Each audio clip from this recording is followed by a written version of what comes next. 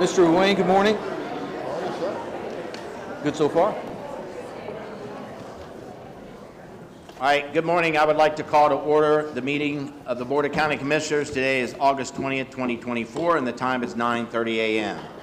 I would like to call on Pastor Charlie Mimoli from Christ Community Ministries for the invocation. Please rise, everyone.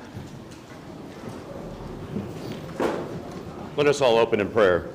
Heavenly Father, first we thank you for this day, for your grace and your mercy. We pray blessings on all those who are here, especially those who have been called to serve in Lee County.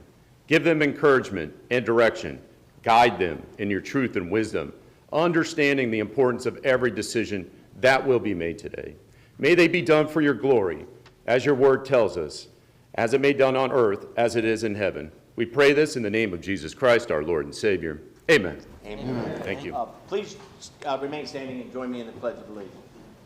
I pledge allegiance to the flag of the United States of America and to the republic for which it stands, one nation, under God, indivisible, with liberty and justice for all. Okay, please be seated.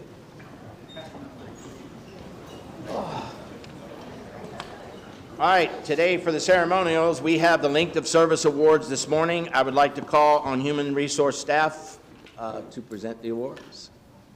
We going down? Yep. Shake hands? Yep. Okay.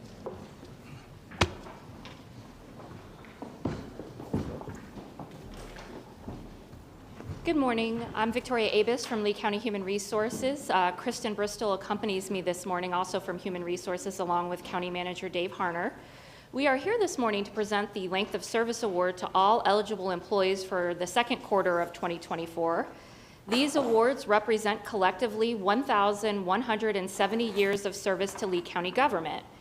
For those employees present this morning, as I call out your name, please step forward to receive your coin from the county manager and then greet the commissioners and assistant county managers.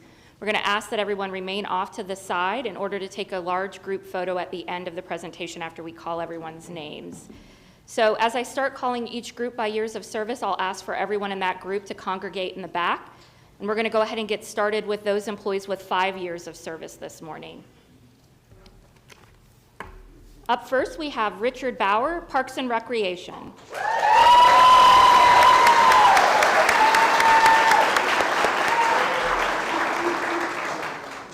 Joshua Brown, Transit.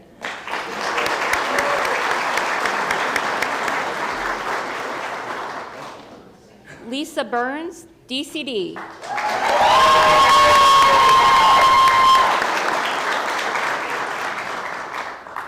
Jason Carey, Parks and Recreation.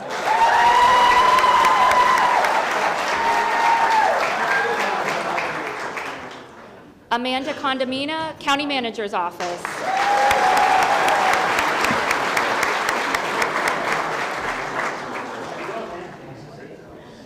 Owen Dexter, Utilities.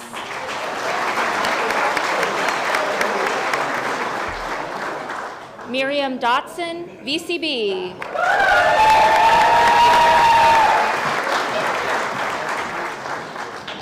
Henry Epps, Transit.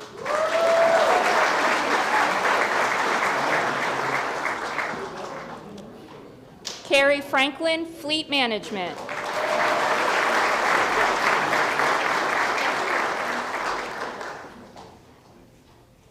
Roberto Gonzalez, Utilities.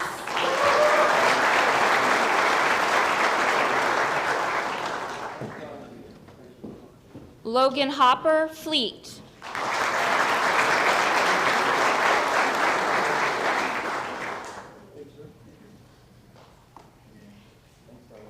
Timothy Cable, Innovation and Technology.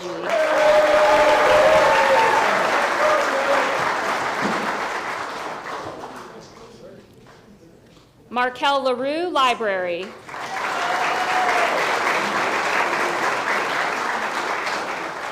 Kaylee Lenartz Irizarry, Library.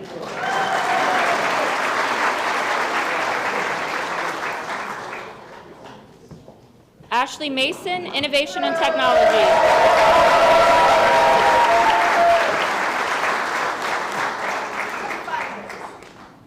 Felix Mejia, Transit.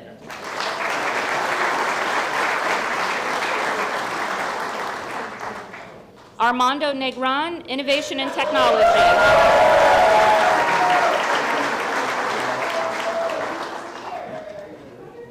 Joaquin Peguero, Solid Waste.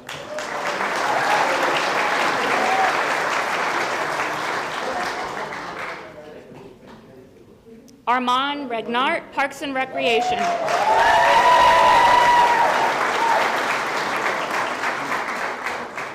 Aaron Reichel, Solid Waste.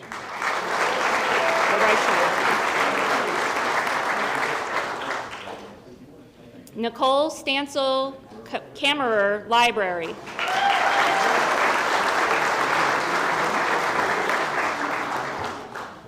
Melissa Swiger, DCD.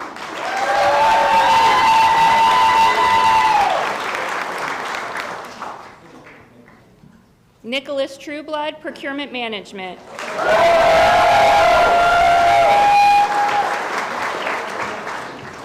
Jeannie Tuya, Animal Services.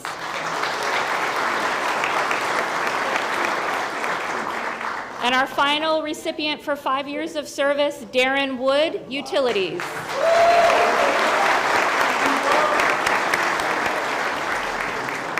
We're going to move on to those employees with 10 years of service to the county. Faith Brennan, DOT Engineering.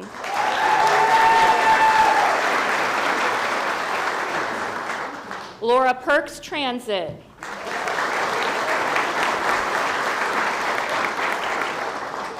Tyler Wetzel, Facilities, Construction and Management.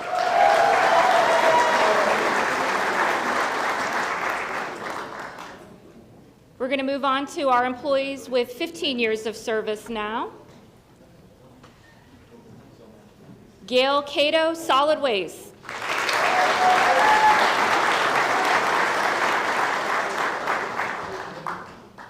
All right, we're going to move on to employees with 20 years of service now.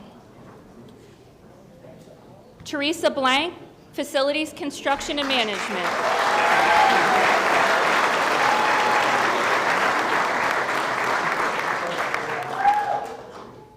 Robert Lowry, Utilities.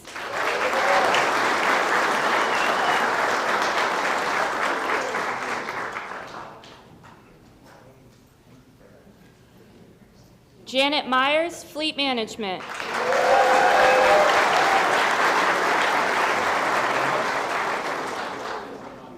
Roger Miller, Utilities.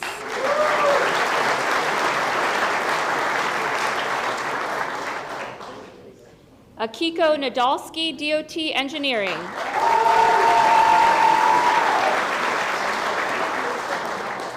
Brian Olive, Public Safety.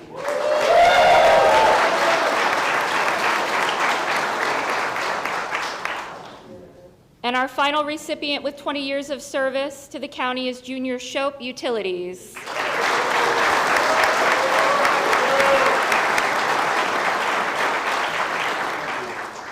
Next, we're going to move on to those employees with 25 years of service to the county.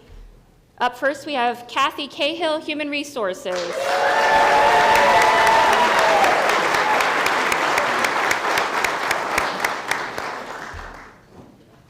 M. Scott Comer, Public Safety.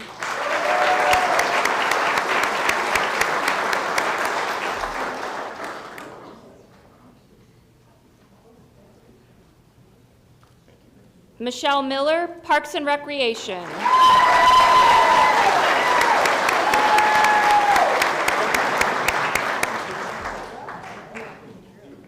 Anthony Petito, Public Safety.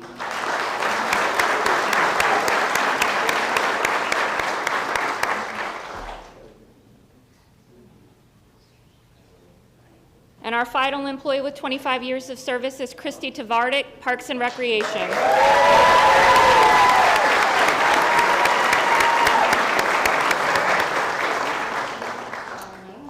Next, we're going to honor those employees with 35 years of service to the county. Up first, we have Peter O'Brien, Facilities, Construction and Management.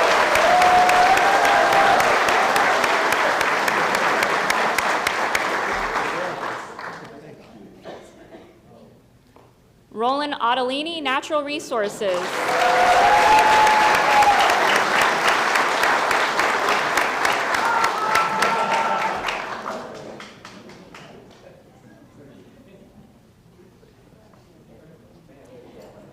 Dan Vasiloff, DOT Traffic.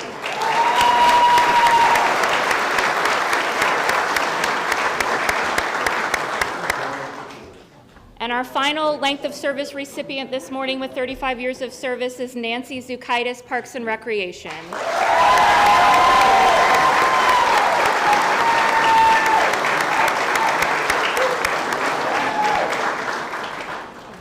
Congratulations to all of our employees. Oh. Not highlighted. Oh, I'm so sorry. Christine Bailey. Give it up for Christine Bailey, 25 years of service for Parks and Recreation.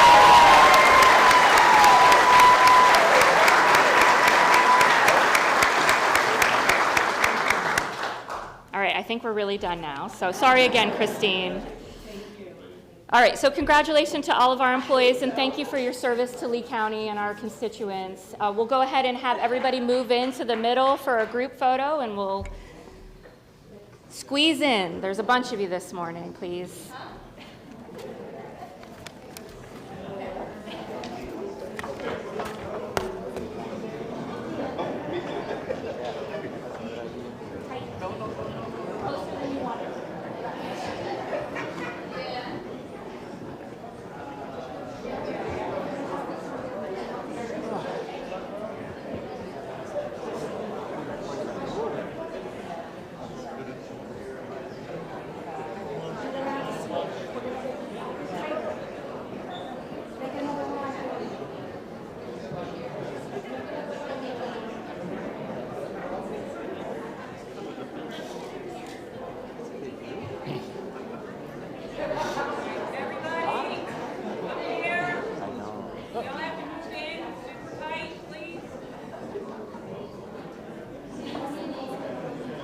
Good luck.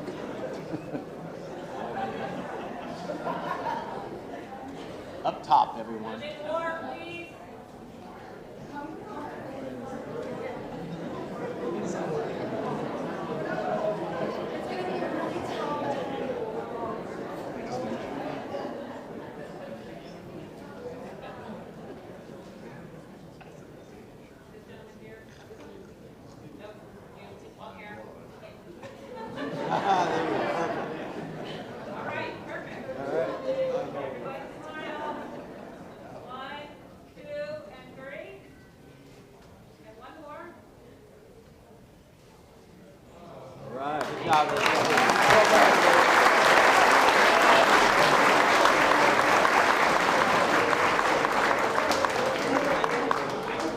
Thank you. Thank you. Y'all too. Thank you.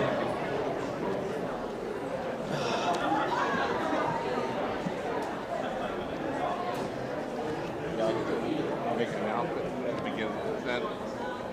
Meaning that item for that last week, I'll be on the agenda for the 3 a.m. No action be taken or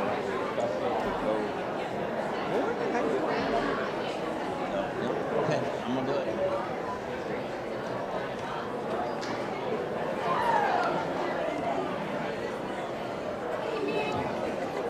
staff have not brought back the information yet.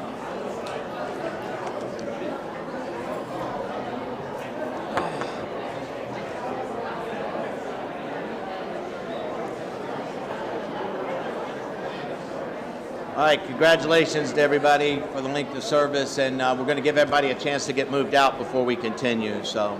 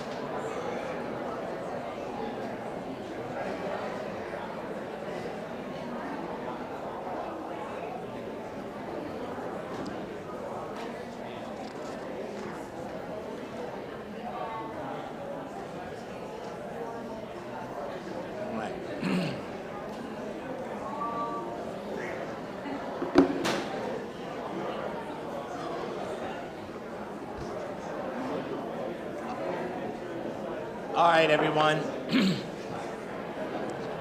Everyone ready to get started?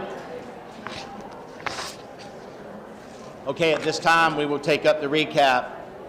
There are no items to defer. Under revisions and corrections, County Administration would like to revise item A2 by adding documentation. Is there a motion? So moved, Mr. Chairman. Second. Okay, a motion to approve from Commissioner Hammond, a second from Commissioner Wayne. Any objections? No. Any discussion? Okay, additions are added unanimously. Okay, moving on to the consent agenda. I'm going to wait till we get that door closed if we can. That way we can make sure everybody hears, and we can hear as well.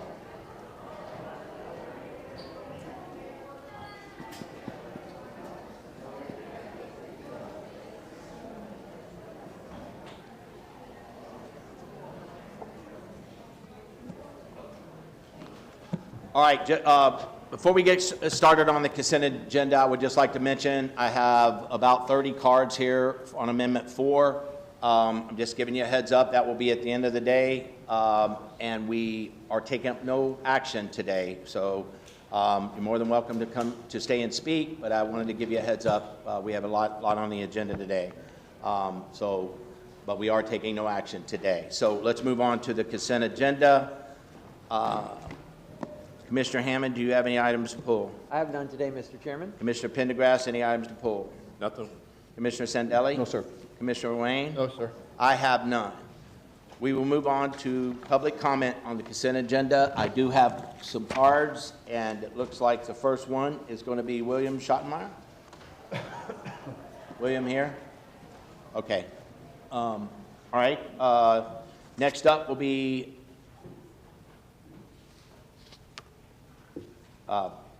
Thomas Joseph, is that right?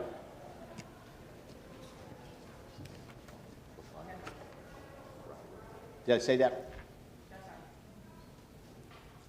Thomas Joseph, is that you?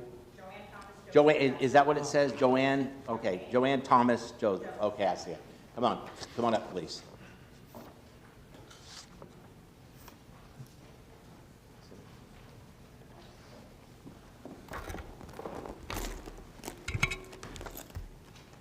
Item 3, item 21, item 32, and item 37. You have 3 minutes when the orange light comes on.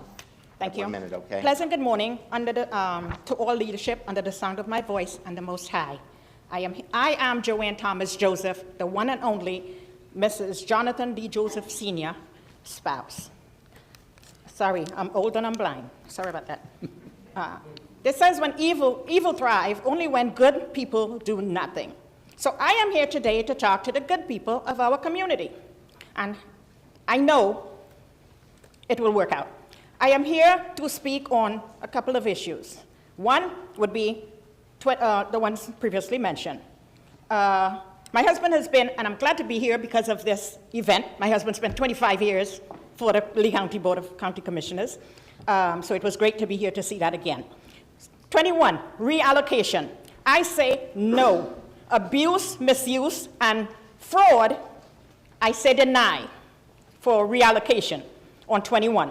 Sole source, I ask, it's problematic. What criteria addressed to determine DEI, diversity, equity, and inclusion? 3, blatant violation of Florida Statute 435, background checks. We have legislation. What we do not have is execution and enforcement.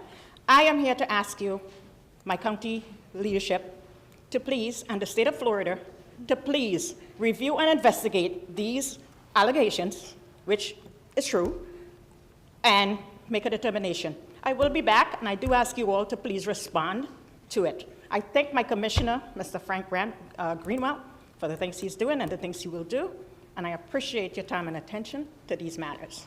Thank you. And have a blessed day. Thank you. Okay, up next, Marsha Ellis.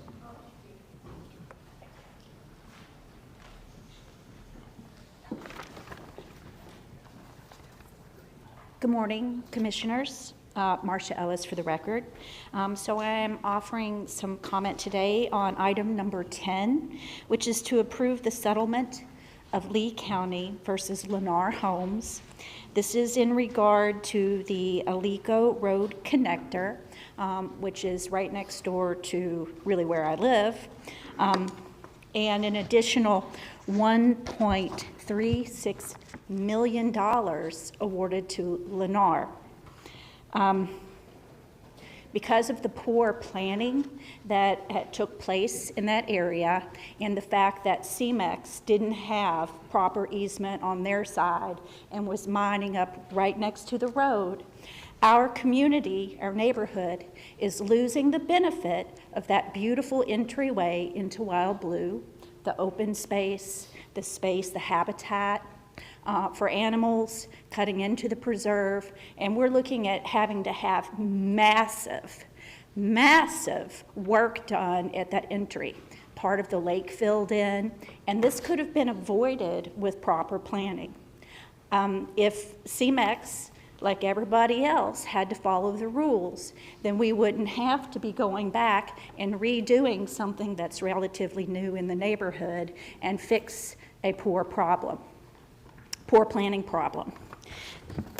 Speaking of poor planning, I'm also speaking in regard to number 40, which is approving additional $104,000, nearly $105,000, to fill in a couple of monitoring wells and do some other extensions with that road widening. Another really excellent example of poor planning. Maybe it's deliberate poor planning. When we have places and big developers and big players like mining outfits that are constraining the roadway in advance, and then we end up running to unintended expenses to settle lawsuits and have to go in and change our infrastructure, monitoring our public supply water wells that are also located in that area. So the public is not oblivious to the fact of how these players have constrained these road projects in anticipation of this widening taking place in the future. I'm going to say that plugging those wells most certainly is a great idea because that is a direct entryway into our water system. We have to do everything we can in that corkscrew in that Alico area around our public supply to protect it for future generations and make sure that contaminants are not introduced. That's going to cost us more money to have to pull out to keep the public safe. Thank you, Ms. Ellis. All right, that concludes the card. Does anyone else wish to speak at this time on the consent agenda? Come on up. Please state your name when you come up. You will have 3 minutes, and when the yellow light comes on, you will have 1 minute.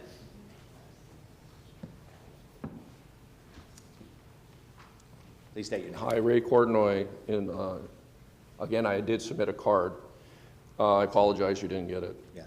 Gentleman Commissioner, I'm speaking about the Lee Health proposal draft agreement. All right. No. It's not now. Yep, that's Oh, not- excuse That's me. not the consent agenda. So when we get to that, I will probably have your card. Thank you. Okay? Yes, sir. That's okay. All right. I see anyone else wish to speak on the consent agenda at this time? Seeing none, I will close public comment. Make a Do I have a motion for the motion? balance. I'll second that. I have a motion from Commissioner Pendergrass for approval, a second from Commissioner Hammond. Any discussion? Any objections? Seeing no objections, consent agenda motion carries unanimously. That concludes the consent agenda. We will move to the administrative agenda. Mr. County Manager, please introduce item 1 on the administrative agenda.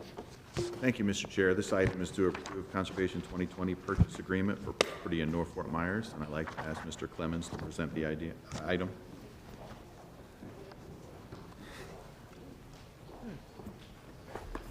Good morning, Commissioners. This is a request to approve a purchase agreement for a property in North Fort Myers. This is on the south side of Hancock Road, on the east side of Moody Road. It's a parcel that fronts on the Caloosahatchee as well as has frontage from Hancock Creek. The tract is 40 acres, scored 49 on the scoring. Staff and Class Act recommend proceeding with this acquisition. Class Act approved this unanimously. The purchase price is $7.9 million. The appraisals were 1.1 or 8.1 million and 8 million respectively. And the property owner is responsible for removing improvements that are on the subject property at their expense. Any questions? All right, at this time, Commissioner, we have a question? Commissioner Hammond. Mr. Chairman, I would proudly make a motion to approve this item. This is in District 4, and it's amazing. And just real quickly, as part of my comments related to this, this is going to be a jewel for District 4 to have this preserved forever. And for a lot of folks who, you know, we hear the criticisms, we're not immune to that, right? Who say, well, the commissioners just really want tax base and they love to pave everything.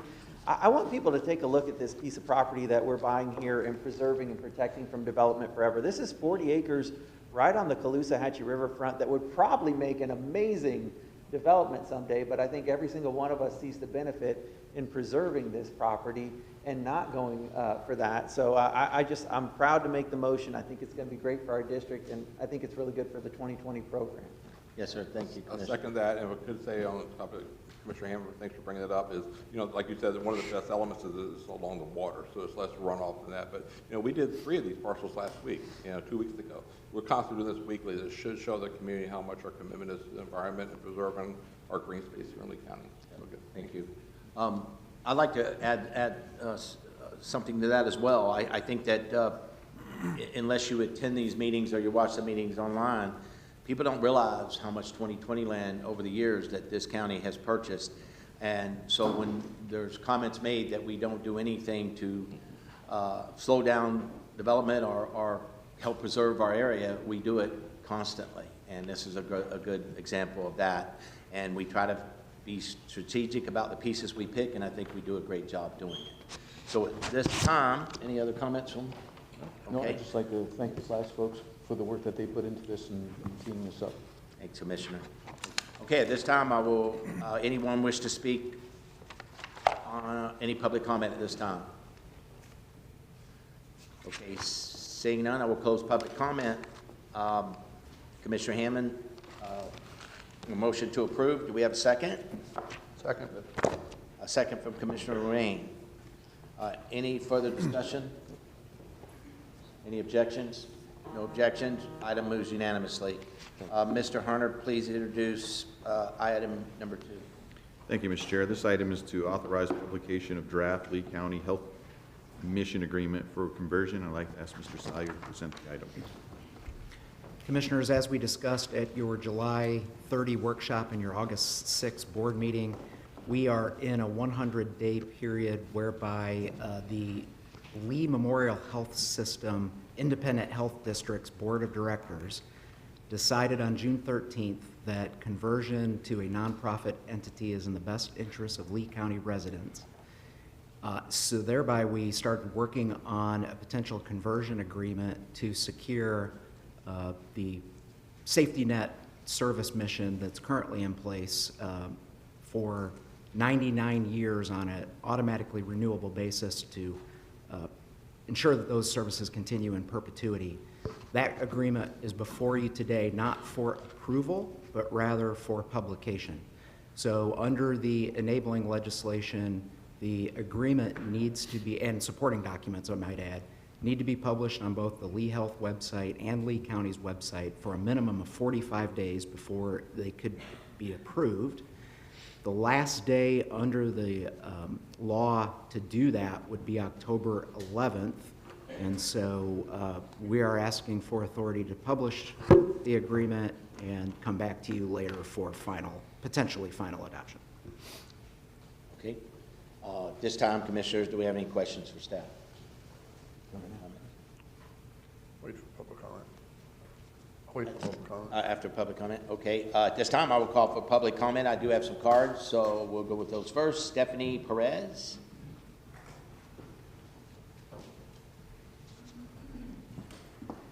Good morning, Commissioners. My name is Stephanie Perez, and I'm a Director of Nursing at Health Park Medical Center, and I'm proud to say that I have been with Lee Health for 18 years.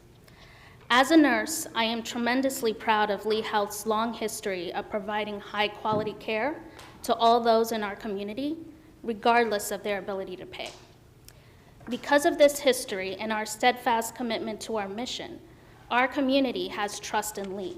This trust is not something that we take lightly. As a nurse, I see firsthand the dedication of all our medical professionals that have served our patients at their most vulnerable times.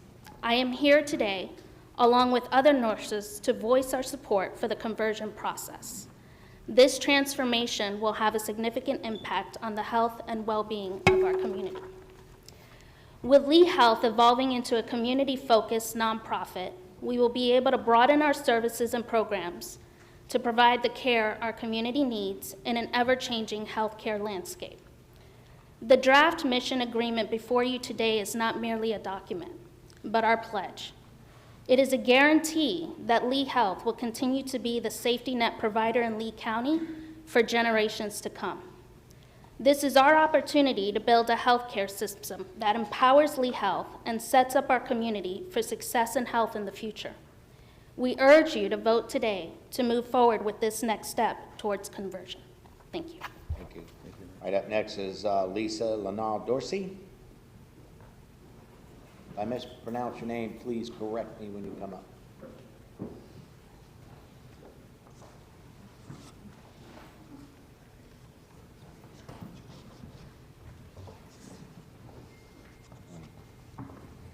Good morning, thank you. My name is Lisa Lina-Dorsey, and I serve as it's a hard one, it's okay, the nursing director for the Pediatric Intensive Care Unit in Golisano Children's Hospital, and I've worked at Lee Health for almost 15 years. For those of you who may not know, the pediatric ICU cares for our region's sickest children. From attempted suicides to near drownings and medically complex kiddos, we pride ourselves in taking care of all these children and their families during what might be the worst time for them. At Golisano Children's Hospital, we don't ask them where they come from. We never ask them to check their zip code. We just take great care of them from Sarasota to Marco Island and from Sanibel to LaBelle. We don't ask them if they can pay for their services because it's going to happen either way. Regardless, we're going to take fantastic care of these children. We do this because we're dedicated to the mission of Lee Health, which is to care for our friends and our neighbors, regardless of who they are, how they arrive to us, or where they'll go after. We do this because it's the right thing to do, and we've been doing this in Lee County for over 100 years. At Golisano Children's Hospital, we provide incredible care to our patients, and sometimes we're never paid for that. We have a school teacher inside the hospital, so kids can keep up with their classes. We provide pet therapy through our 2 hospital dogs, Lemon and Dorian. I hope you get to meet them, they're fantastic. We provide music therapy and art therapy to distract our patients from the challenges they face while they're in the hospital with us. Outside the hospital, we have classes and we advocate for the children and families to keep them safe and healthy in our community. We have parenting classes, safe sleep training, ATV safety, we provide free car seats, and drowning prevention. All of these services are provided because it's our mission to be the safety net healthcare provider for Lee County. Because it's the right thing to do, our ability to provide these services will be hampered by our current governance model, and the conversion of Lee Health to a private nonprofit will continue to enable us to support our community and provide health care where they need it, regardless of their ability to pay. For our continued success in taking care of the children in this community, we ask for your support in the Lee Health conversion process. Thank you so much for your time. All right, up next is Ian Grossenhauser. You're going to have to correct me on that, I'm sure. Ian Gonsenhauser, thank you very much. And thank you for your commitment to green space. Really appreciate that. Good morning, commissioners. My name is Dr. Ian Gonsenhauser. I'm the Chief Medical Officer at Lee Health. As a physician and a healthcare executive for over the better part of the past year, I've been thoughtfully considering the impacts that conversion may have on our health system, both for myself, for my wife, for our 2 young children, and for the residents of Lee County and our broader community. A vote today to move forward gives residents certainty about Lee Health's commitments. Acting now to advance the mission agreement that will enshrine those commitments is a tremendous opportunity. We worked hard to preserve a breadth and depth of services in the mission agreement, and our aim was to guarantee the safety net provider role that you've heard about and that Lee Health has traditionally filled. We felt it important to capture the fullest extent of services to provide certainty to the residents of Lee County that these safety net services will be available to them for the foreseeable future. The service lines in the mission agreement, which you've seen, include the most vital services for our community, such as primary care, emergency care, trauma services. It also includes important specialty services such as cancer, heart, and orthopedic care, as well as many others. Our agreement will protect and deepen all of these safety net services while enhancing our ability to partner with others in our community. Coming from a large land-grant health system in Ohio, we shared the same mission that Lee Health is committed to here, and we leveraged these partnerships with physicians, with practices, with other healthcare entities in our community, with businesses as well, to maximize our community impact and engagement. I'm here to support you to continue this process, to preserve Lee Health's safety net mission, to preserve our local control and keep our healthcare in our hands and not in those of big medicine or corporate medicine. When we look within the Lee Health system, we see our friends, our neighbors, and our family caring for our friends, our neighbors, and our family. It's clear to us that we are Lee together, and a vote today will protect that. Thank you. Thank you, Doctor. Up next is Jennifer Higgins.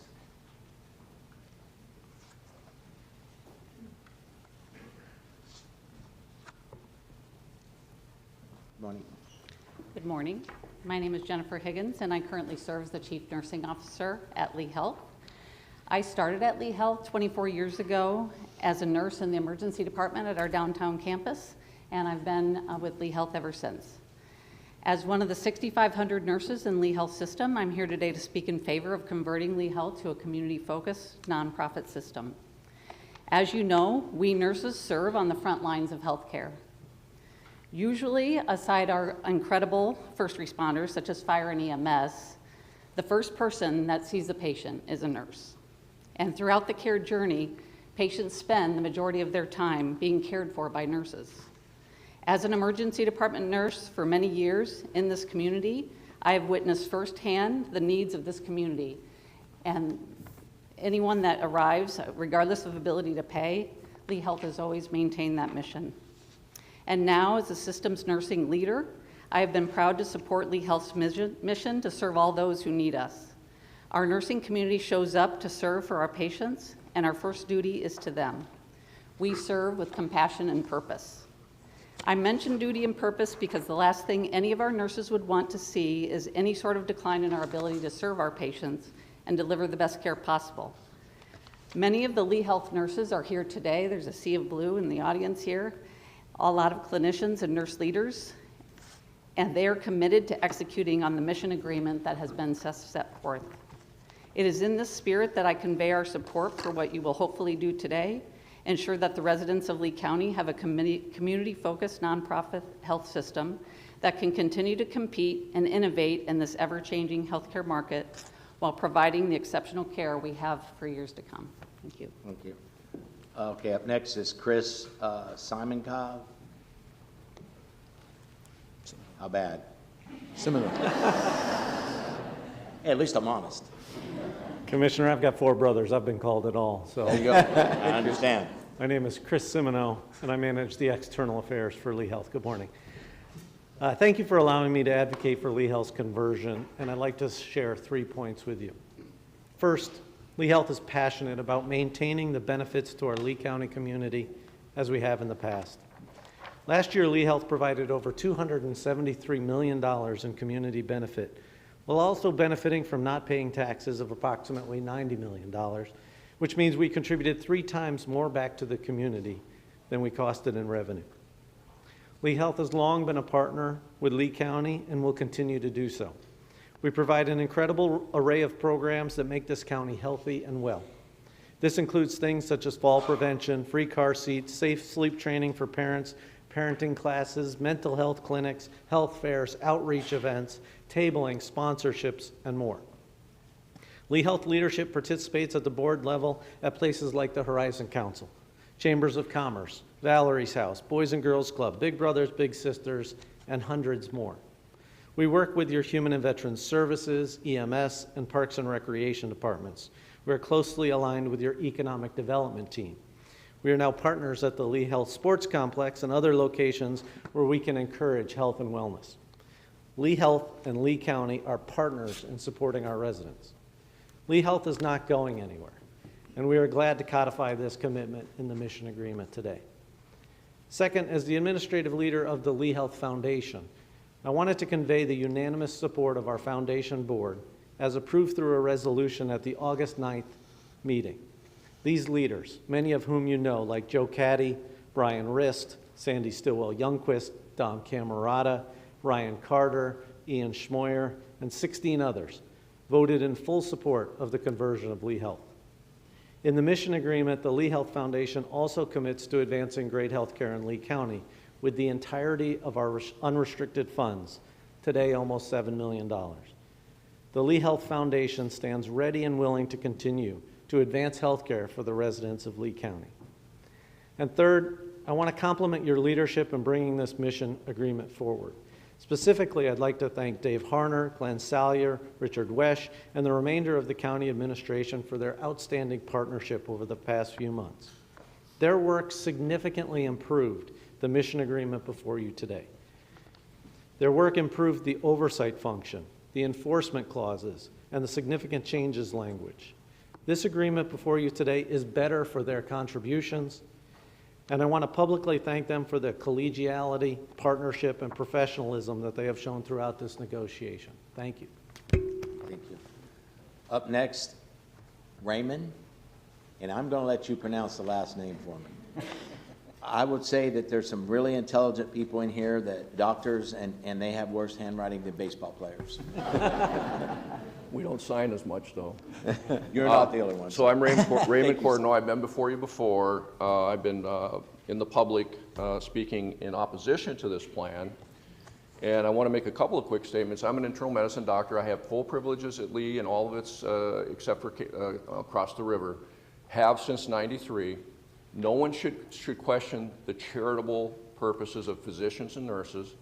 The people in this industry will see anybody, anytime we're asked. That commitment's never changed. It didn't precede, it preceded Lee's existence, and it won't change no matter what happens to Lee.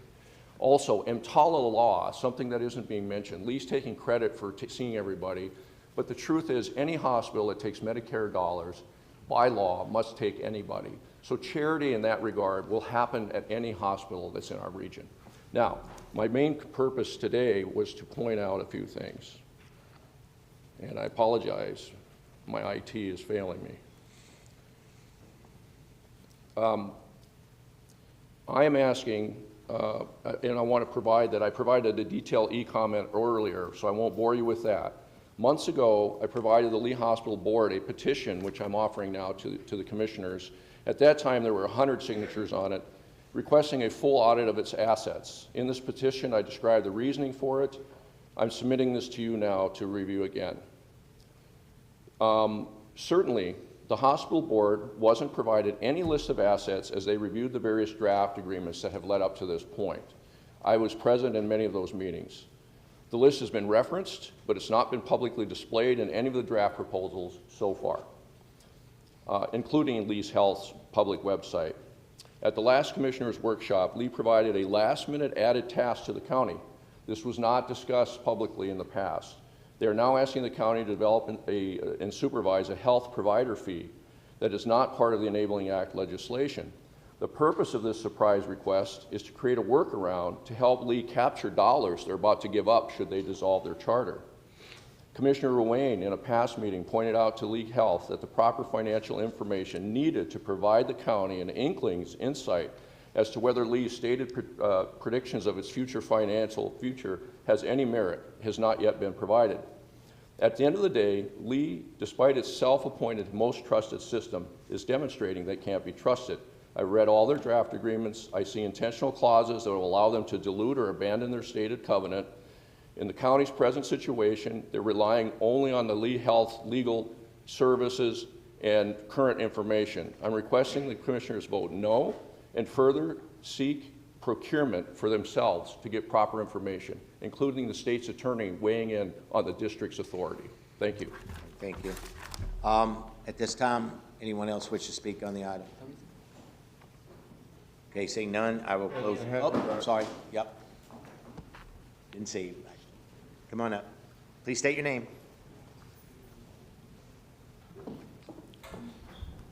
Where do I see the time slot that I have? Is it on here? The green light. Thank Yeah. you. When it turns yellow, you'll have 1 minute, okay? Okay, thank you. Should have saw that before. Pleasant good morning again. My name is Joanne Thomas Joseph, and I'm proud to stand here to address the Lee Health transition. I think it's an excellent consideration. We have been here, my family and I have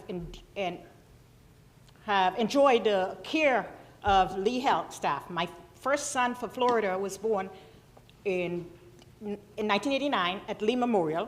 My second was supposed to be the first at Lee Health Park, way back then. We enjoyed such great services. I have also personally enjoyed the health care as being, after being in critical care in 2018, they brought me back to life. And again,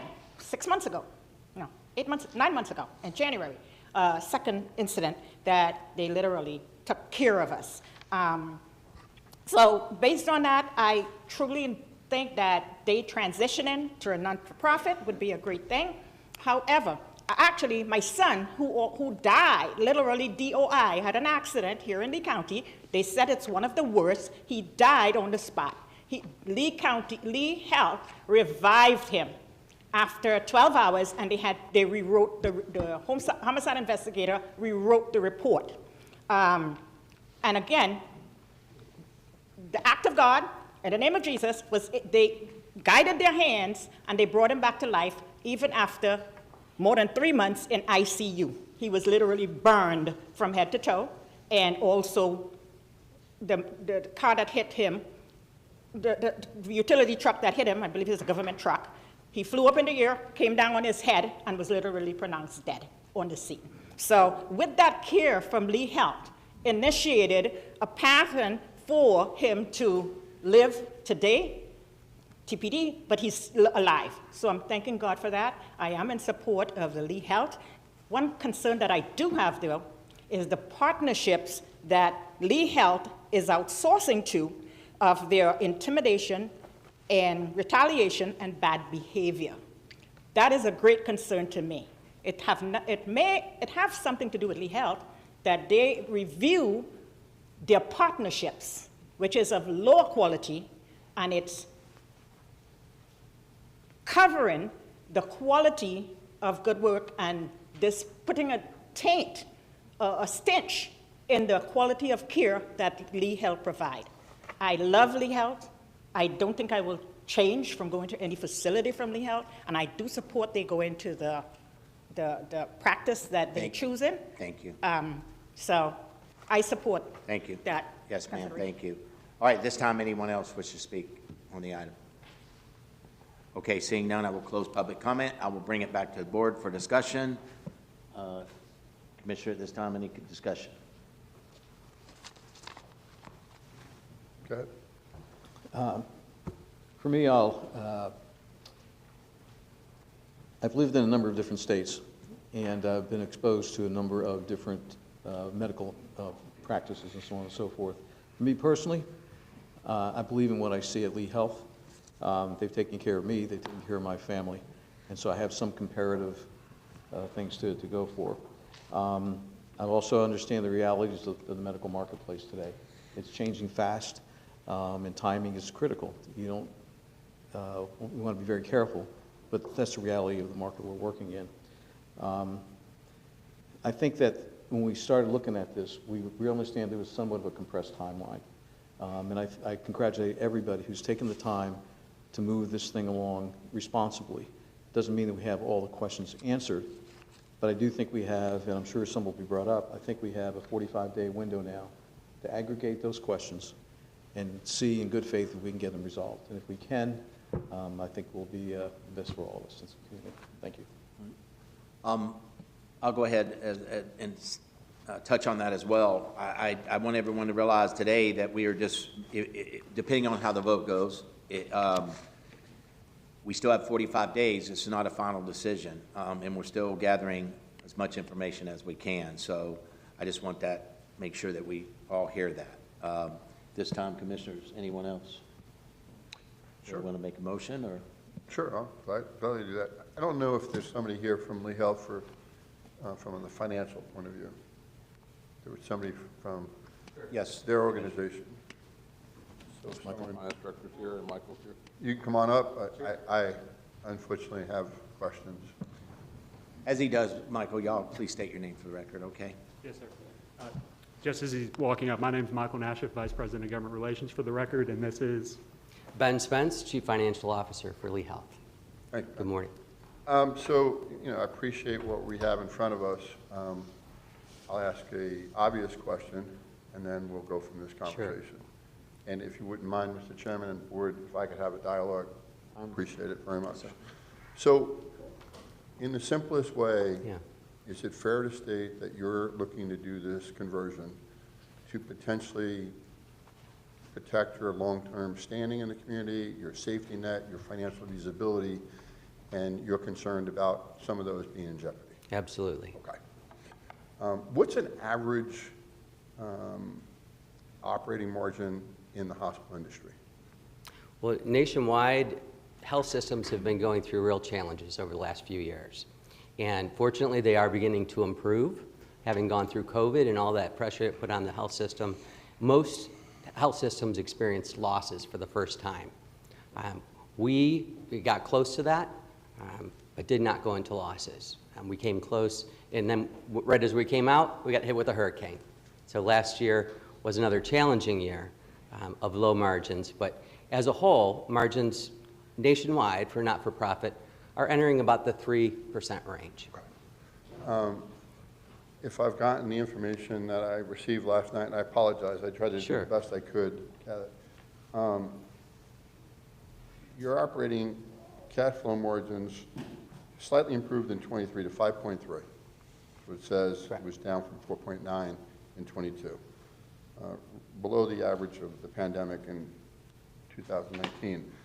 So I guess I'm looking at this from, this is an M&A. And the sad thing with this is that most people don't realize, if you were doing this in the private sector, we'd have a separate team, we'd have an operating person, we'd have a financial person, we'd have a legal person.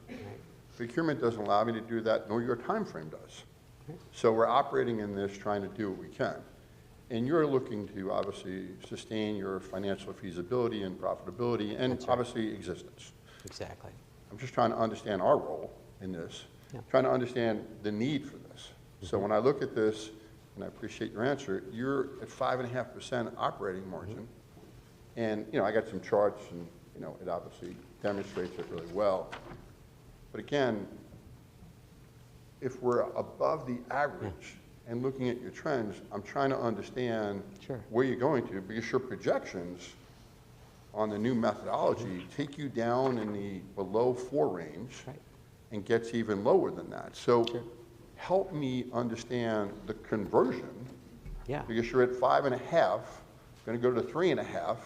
So I'm just trying to understand. Sure, no, it's a why great we're doing question. this. Yeah, why would Because our margin? What we don't want to do, and I think all the commissioners across the board, is find us in a situation where you have a financial need, and although we have all these caveats in the agreement, I don't know what would occur if you truly needed some assistance. And it's our obligation, and listen, we all live in Lee Health, we all commend you for what you're doing, but this is a financial decision. You're looking for us to go through this conversion to understand that you would be better off financially. Exactly. Okay, and you, therefore, you could offer the services you can, the safety net's protected, and your, obviously existence, which is essential to the community. I'm not doubting any of that. The problem is the information has been slow to come, been hard to understand. You gave us some nice presentations at our workshop, but I'm an accountant. Charts are great. I can make chart looks like whatever we want. I'd like the details behind it. I got it last night. I'm trying to understand this. So help me out. How do we actually decrease our operating margin? And it's better for you. Right. A great question, and believe me, You know, I am the Chief Financial Officer for Lee Health, so these are the questions that I had to weigh in my mind and spent many sleepless nights going through the details and the assumptions of all the implications of conversion. And it took me a little bit of time, but once I was able to look at the facts in front of us, the opportunities we would have in conversion versus not converting, I could see the clear difference. And the difference is longer term in nature. In that, can we grow more without restrictions on our borders, or would we grow more as is? The status quo model, we have done well for over 100 years, but just because we've done well doesn't mean we can continue to do well. The status quo can be an enemy of growth. In fact, our own success could be an enemy of growth because we could think we could continue doing things the way we've always done them and we'll have the same result in the future. The reality is we are facing pressures like never before in healthcare. We have competitors that are going to come in that have announced they're coming into Lee County, but yet we're not on a level playing field to be able to go and do anything anywhere else. So we know when you see the margin eroding, it's because competitors are coming in. And that's what we're banking on. We're banking on HCA, who's announced a 100-bed facility to come in approximately 2028. We don't know if it's going to be then or not for sure, but it looks like it will be 2028. They own property on Colonial. They're building freestanding ERs, and we know that's going to have an impact on our margin. We know that when they do come in, even at 100 beds, we can expect about 10% of our business to move away. The hospital margin that we enjoy today, we will reduce by 25%. So you're talking about $35 million out of our pocket and into a for-profit competitor that's going to send those profits up to Nashville and not Lee County. So that's the main reason the margins erode.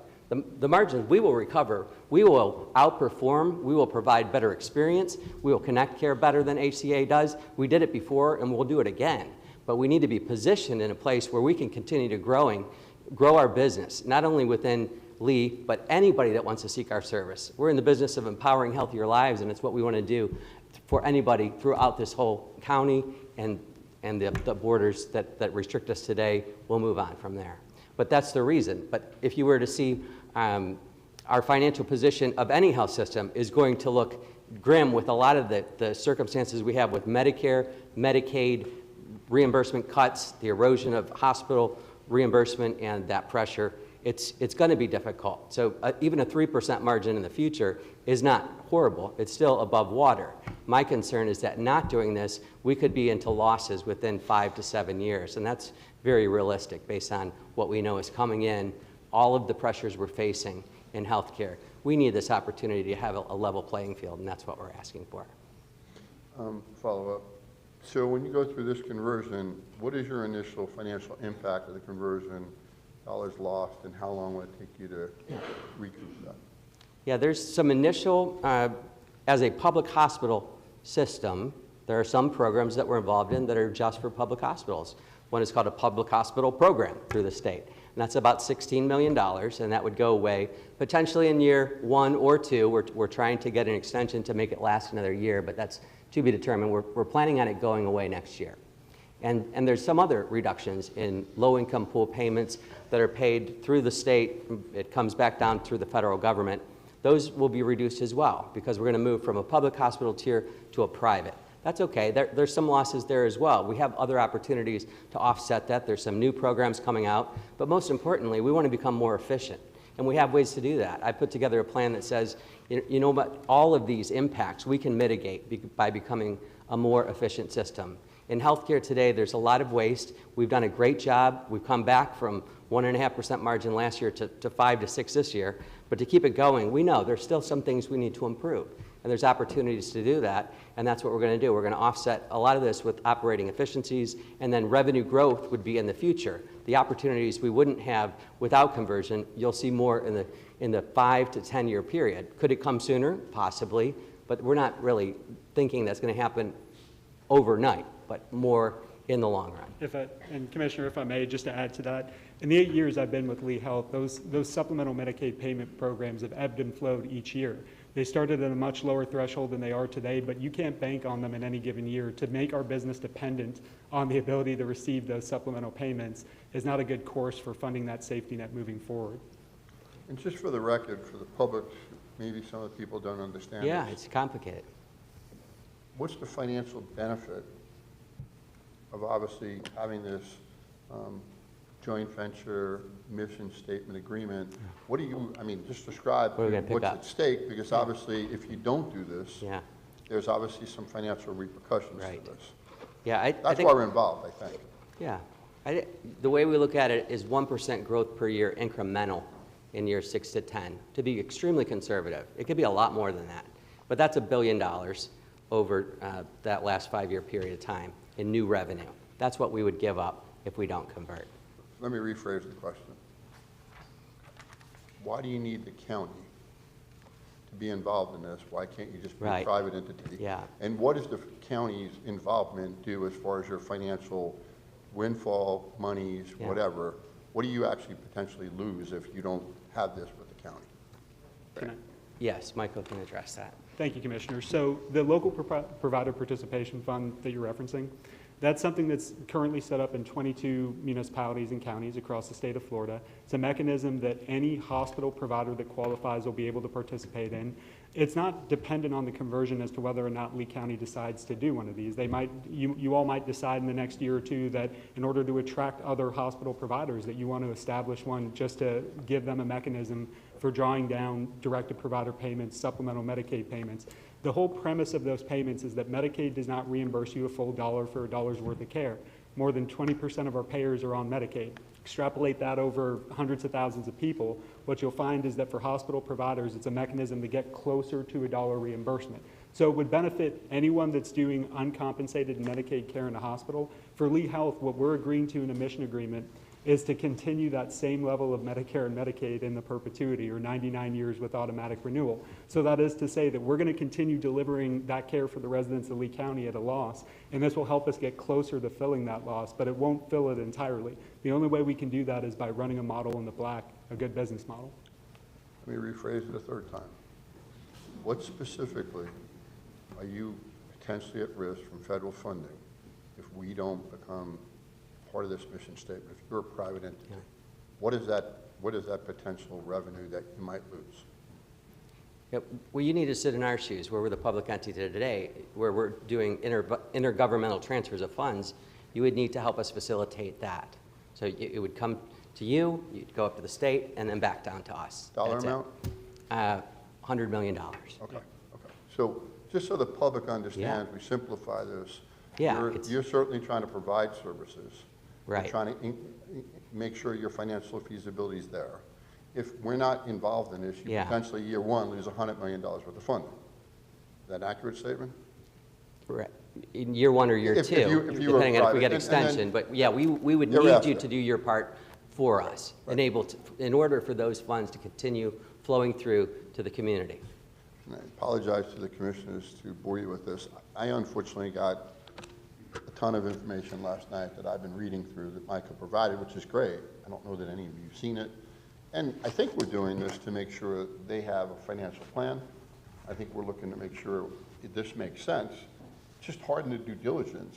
And I guess as someone that's been involved in a lot of mergers and acquisitions, it's hard for me to get my arms around this, considering the depth of the information and trying to understand your margins based on the presentation we saw are high, based on the averages. Okay. It certainly dips down, so I didn't have an appreciation for the dip down because all I had was a chart. Right. I look at your projections now. But the other point you made before was about efficiencies. You're not going to become more efficient whether you're part of the county commission or whether you're not. Your efficiency is going to be based on your own improvements internally. So we don't have a role in that. And conversely, you can certainly make those improvements, which obviously are going to have your expenses reduced, which obviously continues to increase your overall profit. So I appreciate what you're talking about from an efficiency point of view, but I don't want it misconstrued that, we're going to be part of that efficiency. No. That's all on you.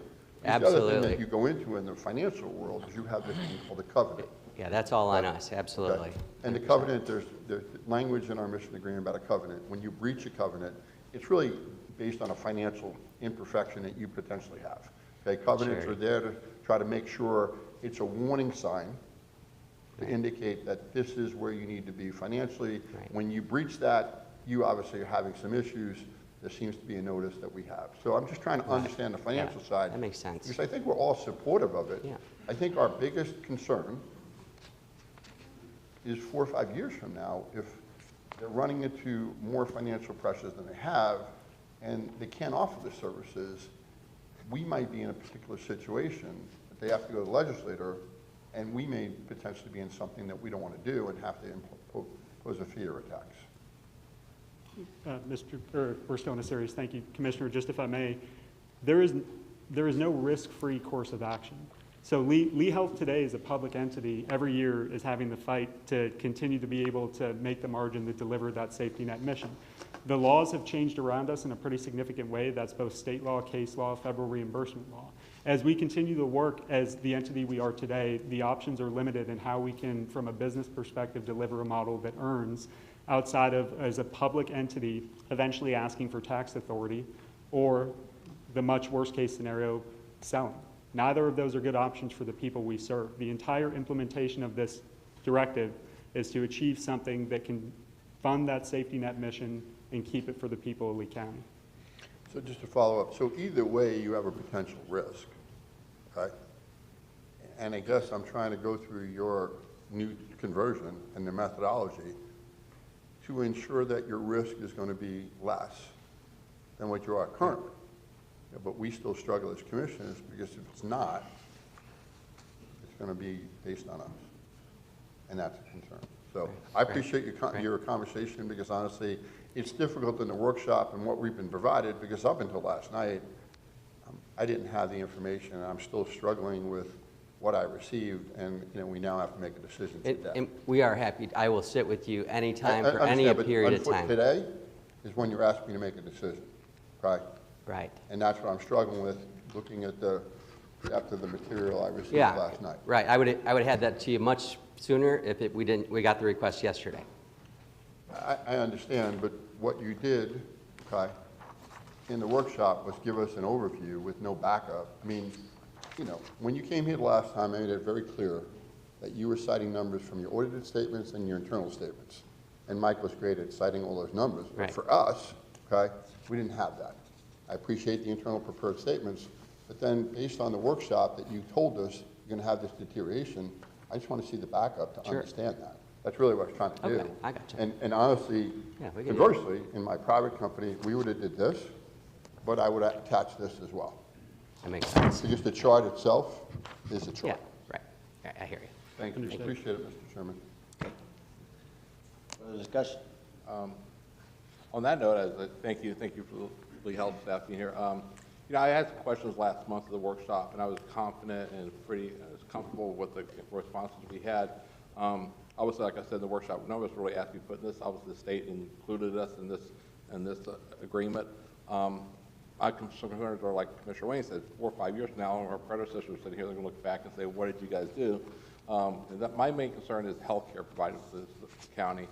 Lee Health does a great job now. I'm just unknown, not knowing, but I was comfortable with the answers I had before, but now I've learned that there's more information out there that we didn't have.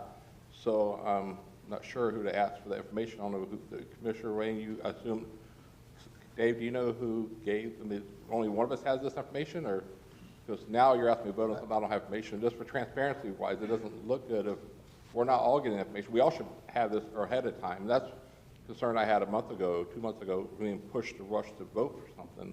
And here we are, and we sound like DC. We're voting on something we haven't even seen yet. And that's my concern with I cannot support something like that if I'm not voting, if I'm voting on something. Dave, do you know what's being provided? And so for transparency, we all can see the information before we vote on something? Mr. Owen. Mr. Chair. No, I do not. We were not provided that documentation as well. But I will let Lee Health And answer that I'm question. saying, we've all been, I'm sure, approached from the community, employees of Lee Health on both sides. I've been approached by many doctors and nurses and staff, administrators from Lee Health on both sides of foreign progress. I know we're providing information daily, publicly, but, not publicly though, but that's my concern. If there's information that could help me answer some of these questions, did your staff provide this? And I'm not going to ask why we weren't provided before, because we probably didn't ask for it, but if there's more information, it'd been nice if we could have seen it ahead of time. So, Michael, did your staff, is there something else you want to add today to the agenda for public record, or? Well, Commissioner, I appreciate the question. So we'll make sure the information that was submitted based on request will be posted to the website. The reason why it wasn't sent to you is entirely my fault. I was asked a question, I responded to the direct question and provided the information that was asked. I will make sure it is furnished to county staff and the county commissioners, and we'll get it on the website. And no fault, I didn't ask for it. So again, you've done a great job, amazing job, and your staff's doing a great job. I just want to like to know if I'm voting on something I haven't really seen all the information. Just like to see. One comment on that? Yes. If you wouldn't mind? Thanks. Mr. You know, the challenge we all have is we work underneath sunshine. Right. I make a request, he answers it.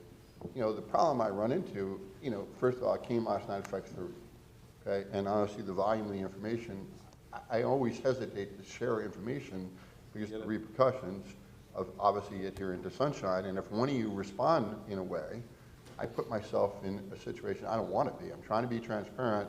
And it's no secret, the last conversations I had, I asked for information.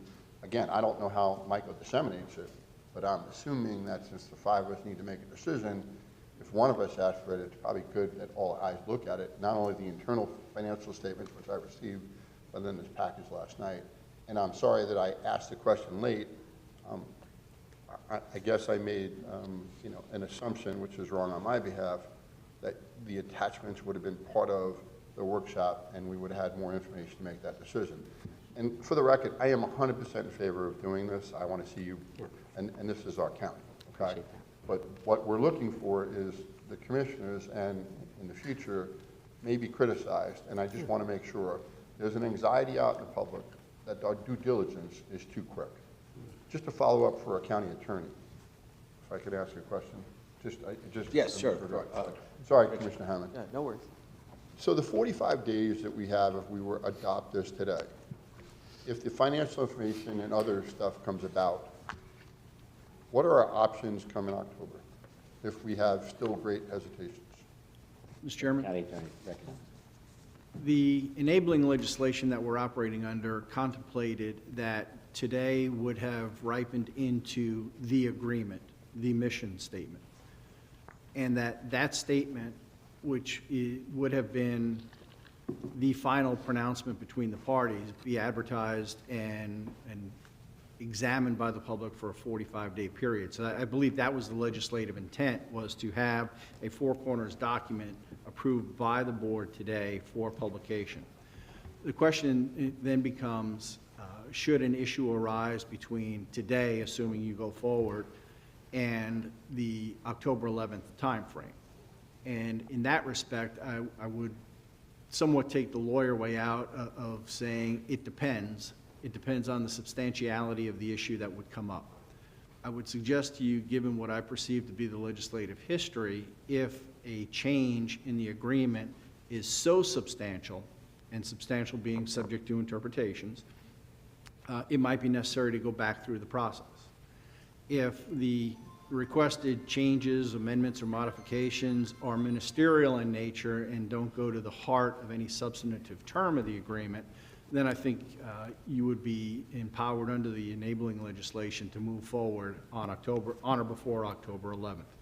So simple answer is it depends. It depends on the substantiality of any requested modifications, bearing in mind that I do believe it was a legislative intent that a Four Corners complete document be arrived at today, and then subject to public disclosure, public publication, and public review.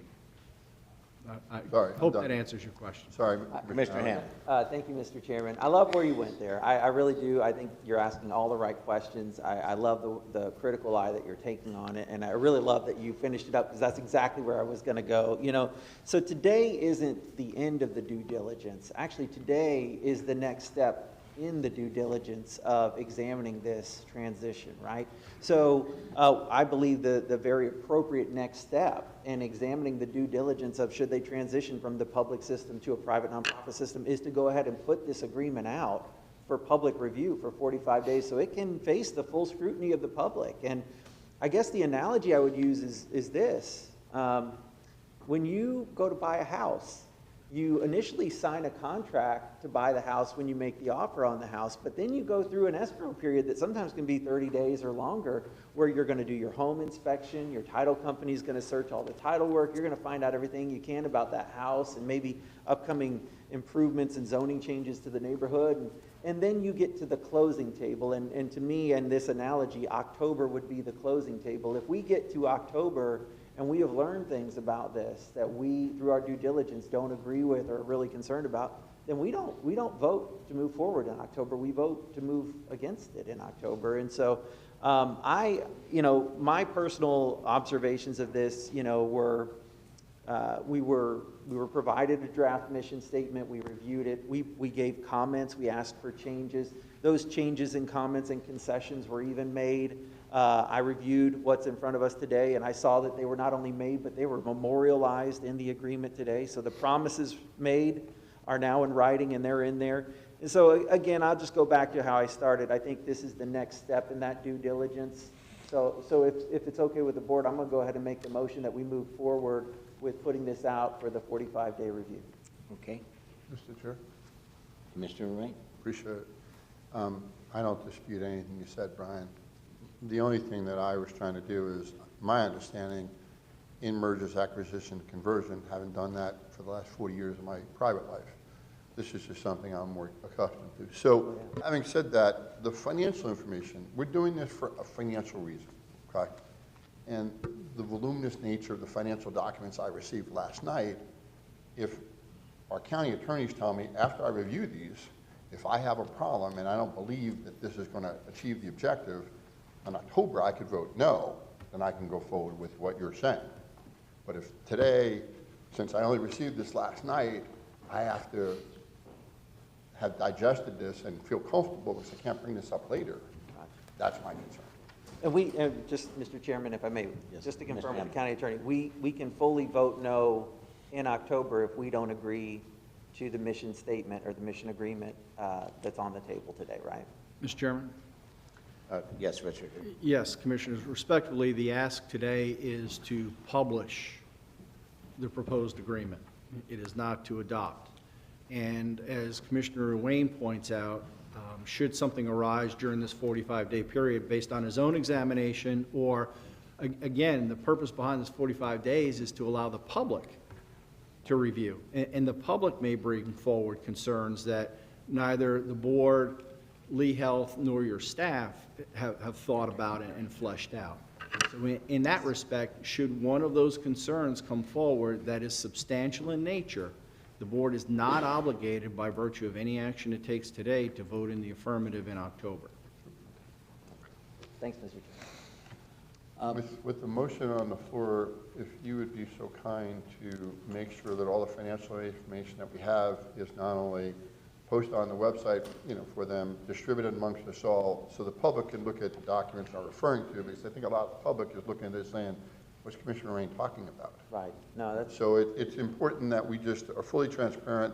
I believe in both you gentlemen. I believe in the system. I'm looking forward to this. Our due diligence really only started when we were collectively together. And even at the workshop, Commissioner Hammond wasn't there. So again, we've had 2 meetings so far with the 5 of us to have a conversation.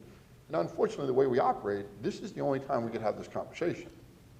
So I want to hear your thoughts. I want to hear your things. But, as long as the motion maker wouldn't mind that all this financial information is uploaded that I received from Mike. It's internally financial statements and then the financial information backing up what was taking place in the workshop. There were 2 charts. I just asked for the backup on the pro forma because basically they go from here down and then come up. I want to know the material and the financial information that they derived at those conclusions. So they did a spreadsheet, and then there's voluminous documents by different security firms that looked at this. I just want all that out to the public. Yeah. Mr. Chairman, if I may, for the sake of making sure that that motion is phrased correctly and concisely, could I ask our parliamentarian and county attorney to phrase it for me so that I could then make it? But again, what I think we're looking to accomplish is that any information that goes to one commissioner goes to all commissioners, that information does get attached to the items as we review them. And then also, I think I'd like to even add in a mechanism for us to be able to hear from whatever public comment is made during this 45-day period, and that those public comments come to all 5 of us as well. So take a shot. Mr. Chairman? Yes, sir. Mr. County Attorney, you're recognized. I believe the board is looking for a motion to approve the staff recommendation to advertise the agreement for the statutory required 45 days. The board is also requiring any and all financial information requested by any commissioner to be provided by Lee Health to county staff, which will then ensure that it be distributed to all 5 county commissioners, posted to the BoCC website as well as Lee Health's website, and that any concerns received by members of the BoCC from the public be likewise shared amongst all members of the board. There you go. Does that satisfy what you're looking for? Okay, that's my motion, Mr. Chairman. Okay, do I have a second? I'll second. We have a second, Commissioner Sandelli. Any further discussion? Do we have any objection? Okay, seeing none, motion approves unanimously. That concludes the administrative agenda. At this time, we will move to public hearing agenda. We have one item. Please introduce public hearing item number 1.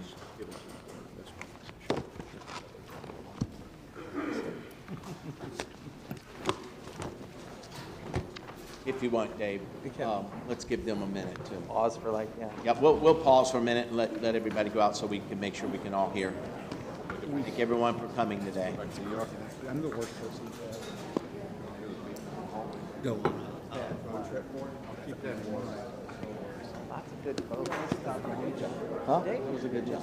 It was a great discussion. You know, the thing is, you know, if Lee Health has a better idea what our concerns are, that's the public, whatever concerns they need to express. We take all this and put it together here. There's certainly financial aspects, but what we're really trying to do is get to what is the best health system, viable health system for the county. Numbers say one thing, the market says the challenges.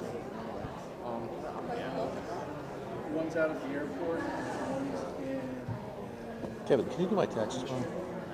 Can you do my taxes for me, too? Yeah, they let me come here. I didn't see that. Come to work your time. I know. Now I just have this guy. I gotta run together. Watch it from the back, trying to hide from the back. I don't know that guy. Yeah, well, they may not even. All right, if everyone would go ahead and continue moving out, please, so we can continue on. The meeting's not over.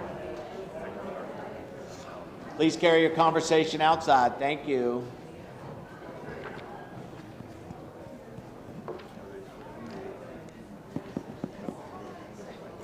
Get out. Get the dugout. The patients in the hallway waiting. Yes. They are. I'm sure All they're in the hallway. right.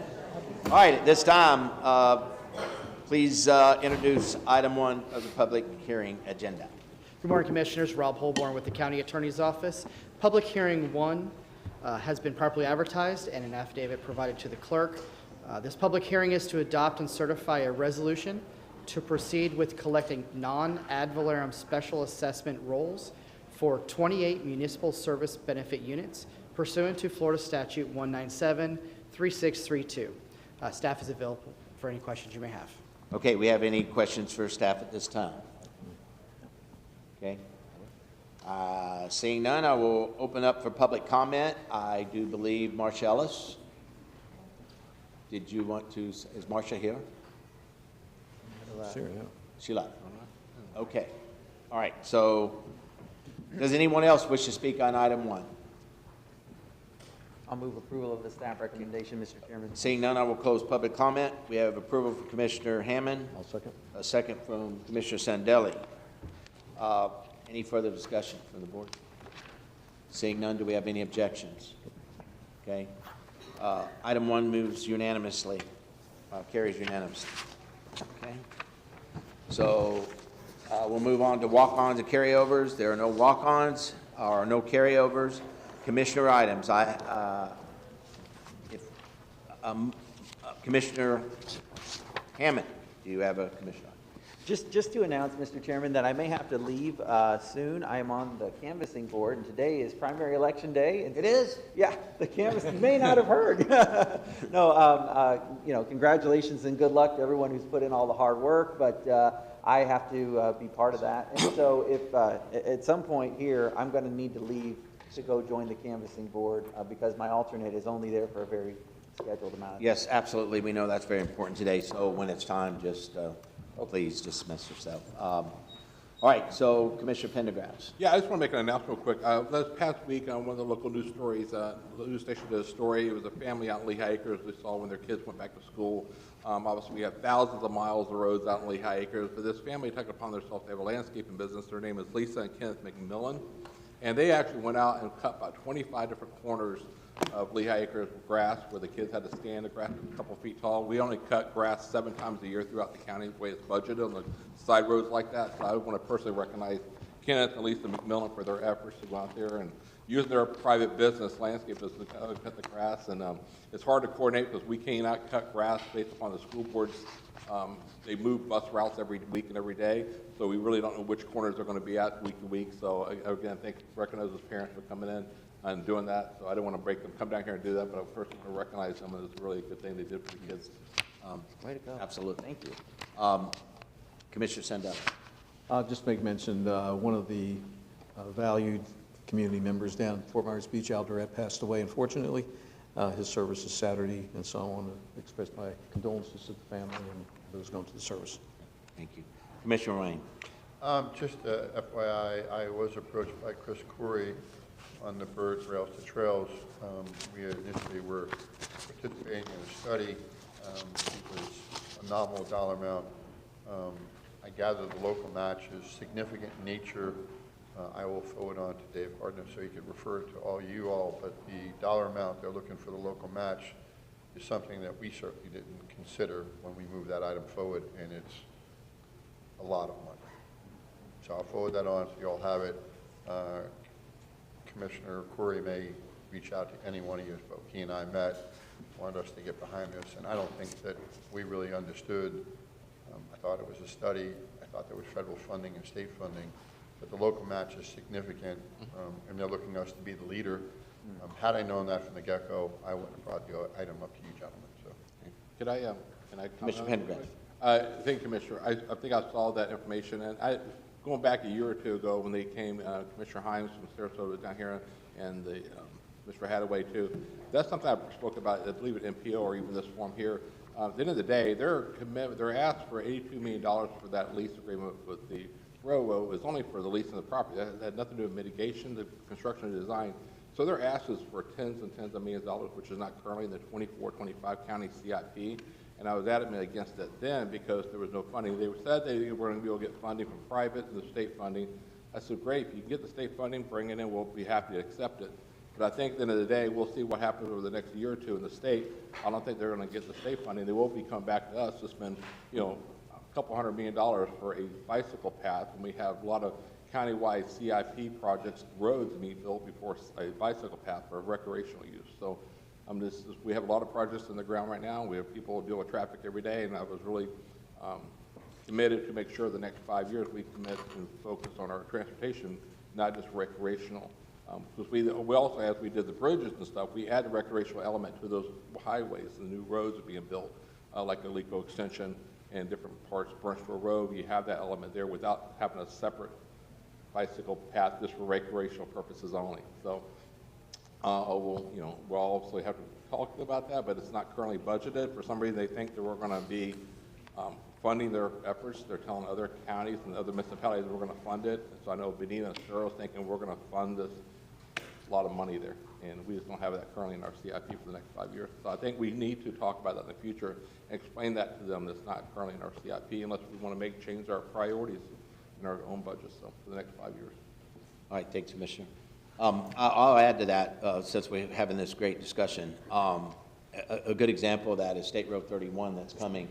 If I ask everyone to go to the website and look at the bike paths and stuff that are going to go on that road. So that is being built into a lot of what the state DOT is doing.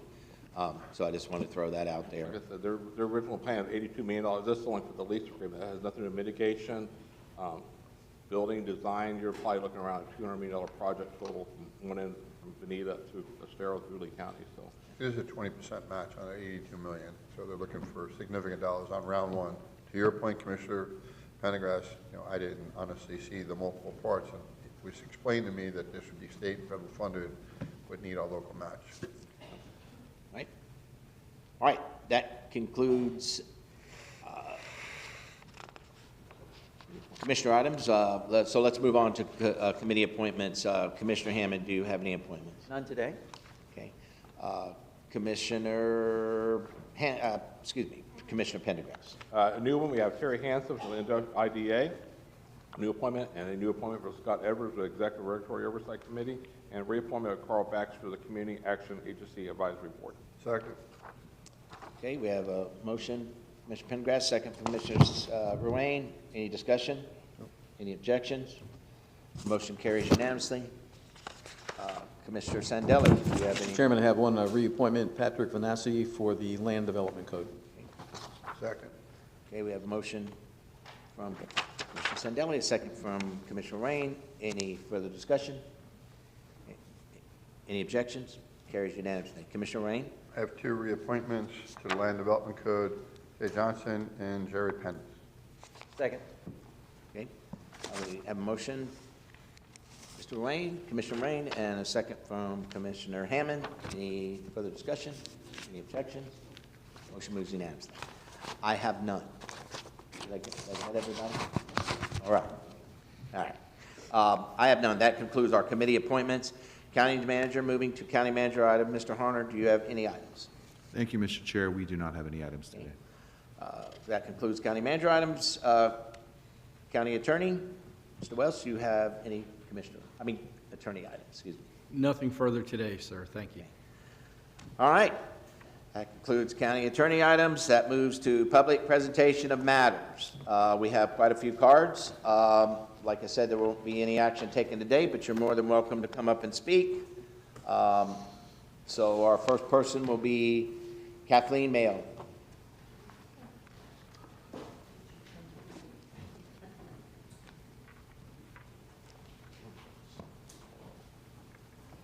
Thank you, Commissioners. My name is Kathy Mayo, and I am here as a volunteer for supporting Amendment 4, which is on the ballot for November.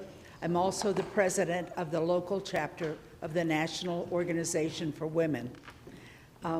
And it's funny today, it happened to be Length of Service Awards, and it made me think that I spent 21 years working as the outreach manager for the library system, and those were great years, and that followed by 14 years running a program for the library system as a volunteer. And I'm also a sixth-generation Floridian, so I've got some real connections here. In the last two meetings, and I'm sure we'll hear more today, we've heard from persons who firmly oppose Amendment 4.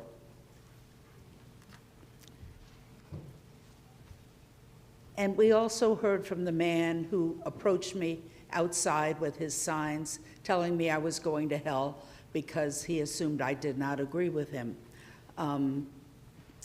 Obviously, this is a very personal, a very emotional issue for lots of us. We all hold views on amendment, and the amendment is basically eliminating government interference with abortion. And you each have your opinion. However, your role as an elected board member is very different. Many people want you to help influence this citizen-initiated ballot issue by passing a resolution to oppose Amendment 4. This is not your role. It may be tempting to step into the process, but the Commission should neither endorse nor participate in any effort that undermines the democratic process. Your role is important, and today is a great example. We saw the range of responsibilities of agencies that you have responsibility for funding for making sure that those services work.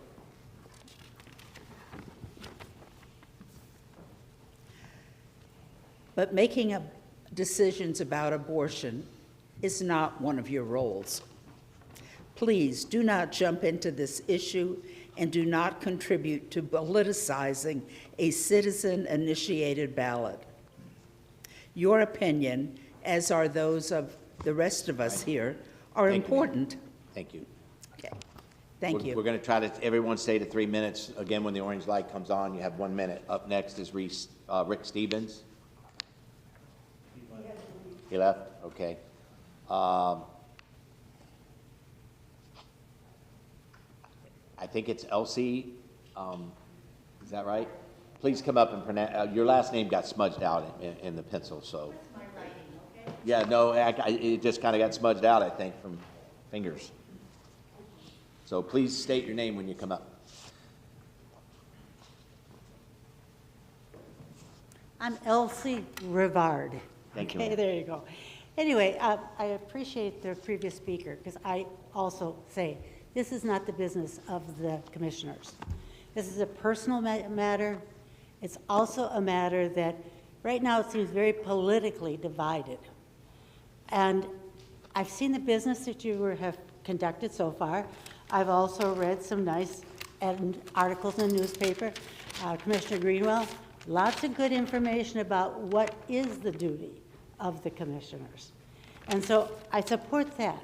There was also an article from in the letters to the editor recently of a woman who's talked about the Collier County commissioners having voted on the adoption of the, Amendment 4.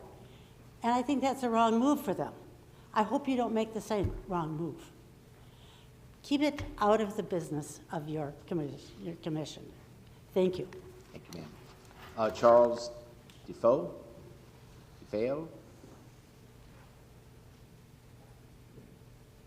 No? Okay. Marcelus Altamirano? Please correct me. I'm sure that's wrong.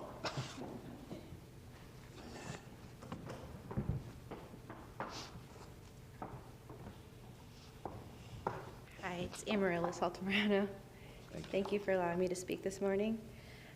Just wanted to address you commissioners this morning and urge you to adopt a resolution condemning Amendment 4 as many other counties have done. It is your place because you are representing us as constituents. There's laws against homicide for a reason, and a baby is a preborn person, so they are equally deserving of protection, and it is our business to speak against these things and to condemn Amendment 4. I just want to also point out that last year there were about 84,000 abortions performed in Florida, and if I'm correct, I believe the population of Fort Myers is of roughly 100,000, so we've effectively eliminated almost an entire city. So I just want to urge you to pass this amendment and to seriously consider it and speaking on behalf of your constituents. Thank you. I thank you. Kathy James?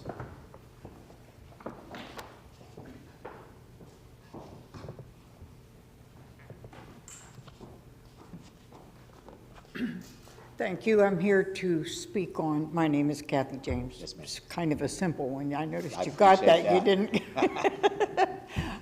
I agree with the previous, well, not the previous, but two of the previous three speakers that your job is not to weigh in on this. As an individual, I think you have every right to take 4-page ads in any paper you want to and give your opinion.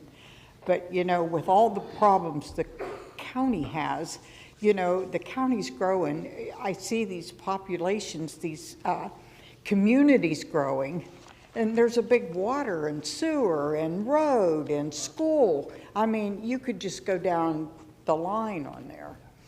I go back to when Roe v. Wade was first being instituted, you know, when we had to burn our bras, you know, that day back in. Some of you may remember that. I really didn't do that, but they were doing that. But I started out in nursing as an aide. I ended up as director of nursing. I'm prior service in the military. And I got to thinking when they were doing this, I was really anti-abortion.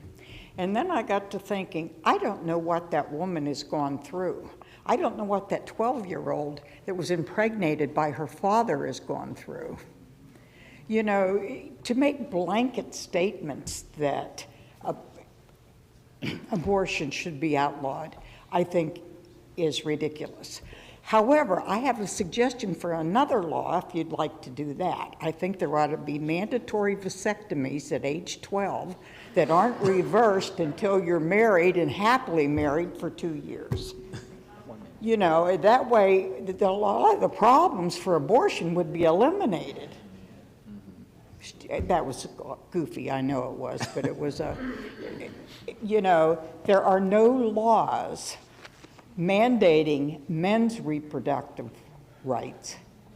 Why are there for women? You know, and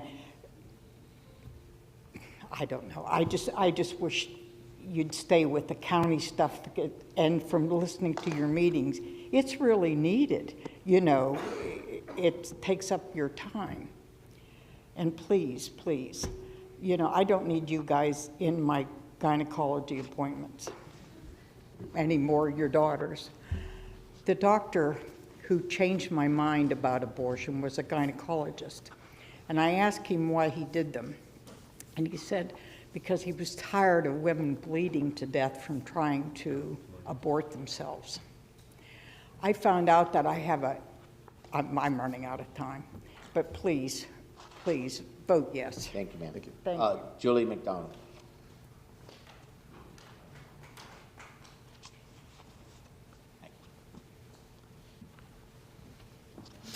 Good morning. Thank you, Commissioners. My name is Julie McDonald. I respectfully urge you to adopt a resolution to oppose Amendment 4 today. This does matter to you, the elected officials, because you represent the people of Lee County. Lee County, as you know, does have a Planned Parenthood in Fort Myers. I do want to cite some scripture because everybody needs to know the truth. But whoever lives by the truth comes into the light so that it may be seen plainly what they have done has been done in the sight of God. That's John 3:21. I spoke out for the first time last meeting about a past abortion that traumatized me as a young woman, just a teenager, really. That abortion experience, you know, the secret clinic visits, the painful procedure, the trauma, both physical and emotional, the guilt for taking a life, that abortion experience, that choice, that has left me with a lifelong scar and extinguished my child's earthly life. The memory of my past abortion is seared deeply into my heart and soul. We are here giving our opinions to you about abortion. It sounds easy. Let it be the woman's choice, right? My body, my choice. I was influenced by Planned Parenthood counselors to believe that the abortion procedure I had was my choice. Planned Parenthood convinced me that it was my only choice. My parents weren't notified for consent. I was underage. They didn't have a choice regarding their minor daughter or the life of their grandchild. And my baby certainly had no choice whether she lived or died. For thousands of women every day, choosing abortion is a response to panic. While choosing abortion promises to be the simple solution to the problem, abortion doesn't solve any of your problems and only creates new problems. The abortion stories told at the last meeting, including mine, were described as cringeworthy. Good. Abortion stories are cringeworthy, and they should make you feel uncomfortable. That's conviction. Abortion is a dreadful, dreadful choice. My heart goes out to women. I had to deal with it. So in order to make a wise choice about abortion and Amendment 4, we need facts, all of them. And this amendment provides nothing, no facts, only 2 sentences. All abortion is extreme, and the aftermath of choosing abortion and the consequences of ending someone's life is far-reaching. I just wanted to forget about what I chose to do, but I can never forget that devastating choice. I deeply regret the choice I made to have an abortion. To those post-abortive women out there like me, I offer this hope. For everyone has sinned. We all fall short of God's glorious standard, yet God in His grace freely makes us right in His sight. That's Romans 3:23 and 24. All lives matter to me. I encourage you to choose life. stand up for what is right, vote no on Amendment 4 on November 5th. But today, please support a resolution. Don't New York my Florida, guys. Thank you and God bless. Thanks, Julie. Up next, Lori Hepner.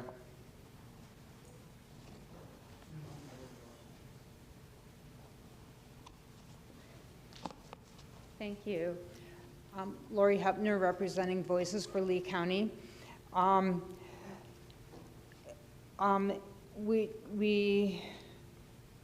We're going, okay, one, LCDS is breaking laws regarding the redacting of important information. And Pablo Adorno is at the top. And his all complicit need to be held accountable for breaking said law. Also, we want the TNR program brought back to the beach and back to Lee County. At the next meeting, you will be asked why asked about it and why if not. And thirdly, who appointed Pablo Adorno to LCDAS as his background is in park and recreations? Not working with pets. Who appointed him and why?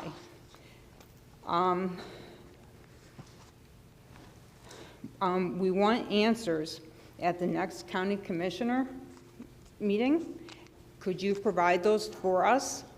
We will not go away, and we are the voice for the voiceless. Thank you very much. Have a good day. Thank you. Thank you. I'd like to reply to that. If you have proof of our county committing crimes, you should take it to the proper authorities. Okay? Thank you. I just want to let you know that. Okay.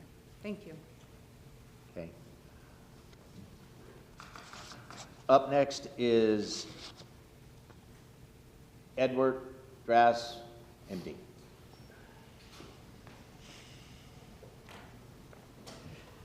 Good morning, Commissioners. Dr. Edward Grass. You know my stance and why I'm here. I want the resolution condemning Amendment 4. You've chosen to table that. I would point out that you're allowing for a lot more public comment in the next month and a half on that, and also you're not able to educate the public about Amendment 4, which is obvious, and we are in great need of that. It's ironic that Americans seem to be more concerned about abused pets than the number of murdered innocent infants, and that I find despicable. Think of the incalculable loss of potential from 73 million abortions worldwide. Would we have an Einstein perhaps out of that group, or a Jonas Salk? How about another Billy Graham? What about Barack Obama or Mother Teresa? Amendment 4 will bypass all the good work our legislature and governor have done to ensure the life of babies after the heartbeat is detected. Amendment 4 will further destroy families, marriages, relations between men and women, growing healthy communities, and the moral and ethical foundations of our current society. There's a quote I'd like to make. Let us pray that we have the courage to stand up for the unborn child. Mother Teresa at the Nobel Prize meeting. Abortion's a great moral evil. It's murder. No amendment shall pass that supports such a crime. I stand here today to witness the proclamation that the Lee Board of County Commission will make condemning Amendment 4. Thank you. Thank you. Up now is Dick Lorenzo.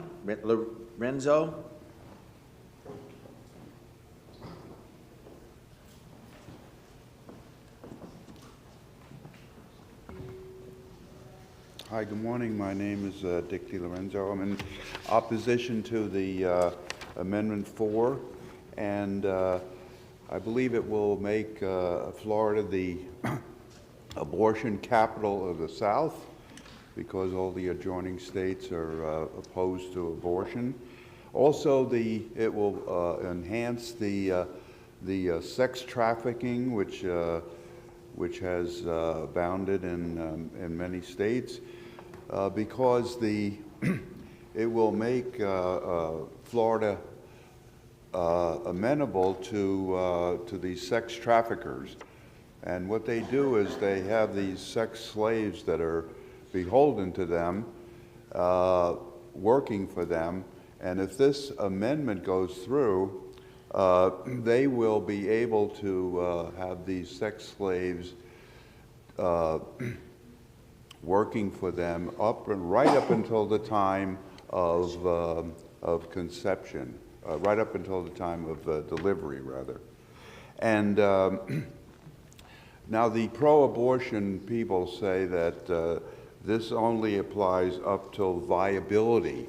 However, if you read the statute that they are proposing, it says that it's up to viability or up to the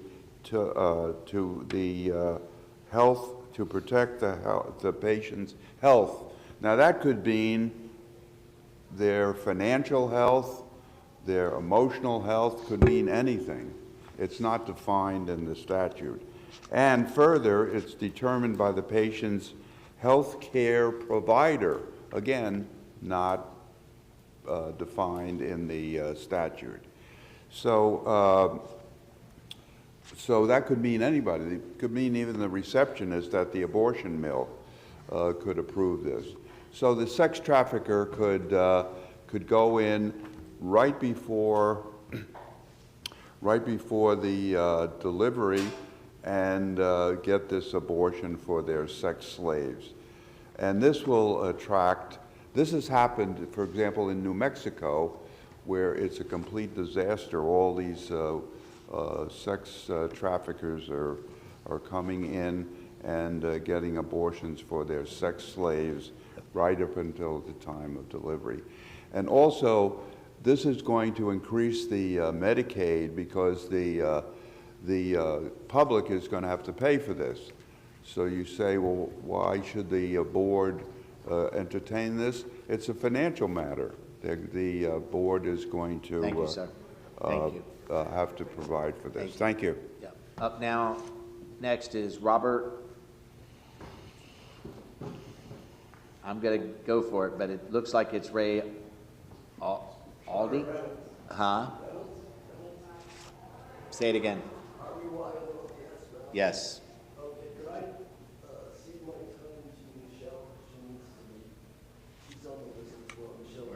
No, if she already, have you already spoke? I've spoken to last meetings. I can't quite hear him. Not in this meeting, but I've spoken to prior meetings. Okay. Mr. Chairman? Yes. Your rules of procedure do not allow for one speaker to cede their time to another. Yes. That is in an effort to ensure that all people have the right, that desire to speak, and the ability to. Okay. That's fine with me. Thank you. Yeah. Thank you all. And again, we're missing Brian, but I think the first woman that spoke on this issue today said specifically, the amendment would eliminates government interference in abortion. That's not the way it's written. In fact, the title of the amendment is Limiting Government Interference in Abortion. But in fact, what it does is eliminate government interference in abortion. As to the question of whether this is something the Commission should address, it's my understanding that you all take an oath to support, protect, and defend the Constitution of the United States and the Constitution of the state of Florida. Okay? This amendment is changing the sacrosanct nature of our Constitution, because our Constitution already in Section 2 provides for the basic rights, including the right to life, of all natural persons. Okay? This is a contradiction of that basic clause. Okay? What I'd like to also focus on is the FIAC, which published a 20-page, a summary that goes on the ballot with the amendment, but they also published a 20-page report. Just to give you an idea of what would happen potentially with the litigation pursuant to the amendment if it were to pass. If adopted, the proposed amendment will generate litigation. Some of the existing statutes and regulations that could likely be challenged include but are not limited to the following: parental consent, we've talked about that here, physician requirement, Medicaid reimbursement, increasing Medicaid abortions in our state, licensing and sanitation, admitting privileges, medical screening, waiting periods,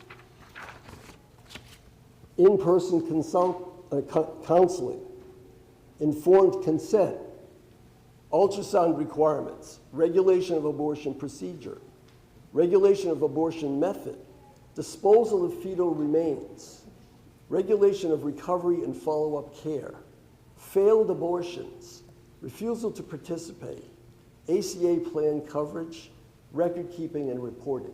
These are all likely to be impacted. Thank you, sir. Could I ask the officer, please step out and ask them to please step away from the door. The noise, background noise is kind of messing us up here to be able to hear what's being said. Thank you. Up next is Catherine Miller, I'm sorry. Catherine Miller? Okay. Robert Roper. Thank you. Robert Roper. Ryan Kennedy. Thank you, Commissioners. My name is Ryan Kennedy again, and a Lee County resident. Currently, now resolutions have been passed in multiple counties across the state of Florida. So now it's not just Collier County that's done it. It's been a number of other counties that have now done a resolution. That speaks to, again, the ability for counties to be able to weigh in on this. And as a resident of Lee County, I do believe you have a role to play in educating. Because the impacts of Amendment 4, if it's passed, will affect us in our county. It will affect the residents here in our county, and it will also affect, all, like everybody else has said, the medical regulations that go along with it and things of that nature. So again, Commissioners, you have the ability to educate the citizens here in Lee County, and I urge you to take that stand by passing a resolution to condemn Amendment 4. Thank you, sir. Aaron Gardner.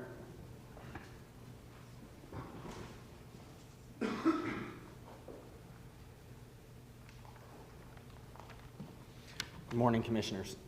I stand again before you this morning exhorting you to speak against this vague and deceitful George Soros-funded Marxist amendment by voting in favor of the proposed resolution. I'm greatly disturbed by the rhetoric that I've been hearing from the opposition to this proposed resolution. First and foremost, this notion that you must represent the idea of every citizen in Lee County. I hope it is obvious to everyone that this made-up utopia does not exist, and that it is an impossible task that, if brought to its logical conclusion, would mean that you must represent the ideology of the KKK, pedophiles, drug dealers, and pimps. If we are being honest with ourselves, we know this kind of moral relativism is insane. We must realize, as Sir William Blackstone and our founding fathers so clearly explained, that we must appeal to a higher standard for our laws and morals. Ideas have consequences, and we must have a constant straight edge for our ethics. Otherwise, we still enslave people based on the color of their skin. Nazis are justified in gassing Jews because they don't see their personhood. And without it, we butcher babies all the way up to 9 months. We've already murdered 40,500 babies this year alone in the state of Florida. How much further must we let our state erode into moral depravity before we speak up against it? This radical group has publicly written that this is a nonpartisan personal issue, not a political one. Their attempts to devalue the baby's life is sickening. The only person this is personal to is the 9-month baby being put on death row to satisfy the bloodlust of a bigoted minority. There is nothing partisan or political about it. This is Morality 101. We could spend all morning going back and forth on this, but ultimately you are the ones that have a duty before God to speak on behalf of these little ones. You cannot turn a blind eye to this proposed injustice. God has placed you in Lee County as his minister to be watchmen over the good people of Lee County, both born and unborn. As his watchmen, you not only have a duty to protect the lives of the innocent in our society, but to warn the good people of the enemy at the walls trying to sneak this into our county and our state. Apart from our female justices, our higher courts have failed to protect the safety of us and our children by allowing this abhorrent amendment to be on our ballot. When higher governments fail us, this is where you must stand against them, against injustice. Sound the trumpet, fulfill your God-given duty as his ministers this morning, and put Lee County on the right side of history by voting yes on this resolution. Time is of the essence. We cannot delay this. The people need to be informed. We cannot let the blood of these children be on your hands or any of the good people of Lee County for not knowing. Thank you. Up next is Dennis Excrete.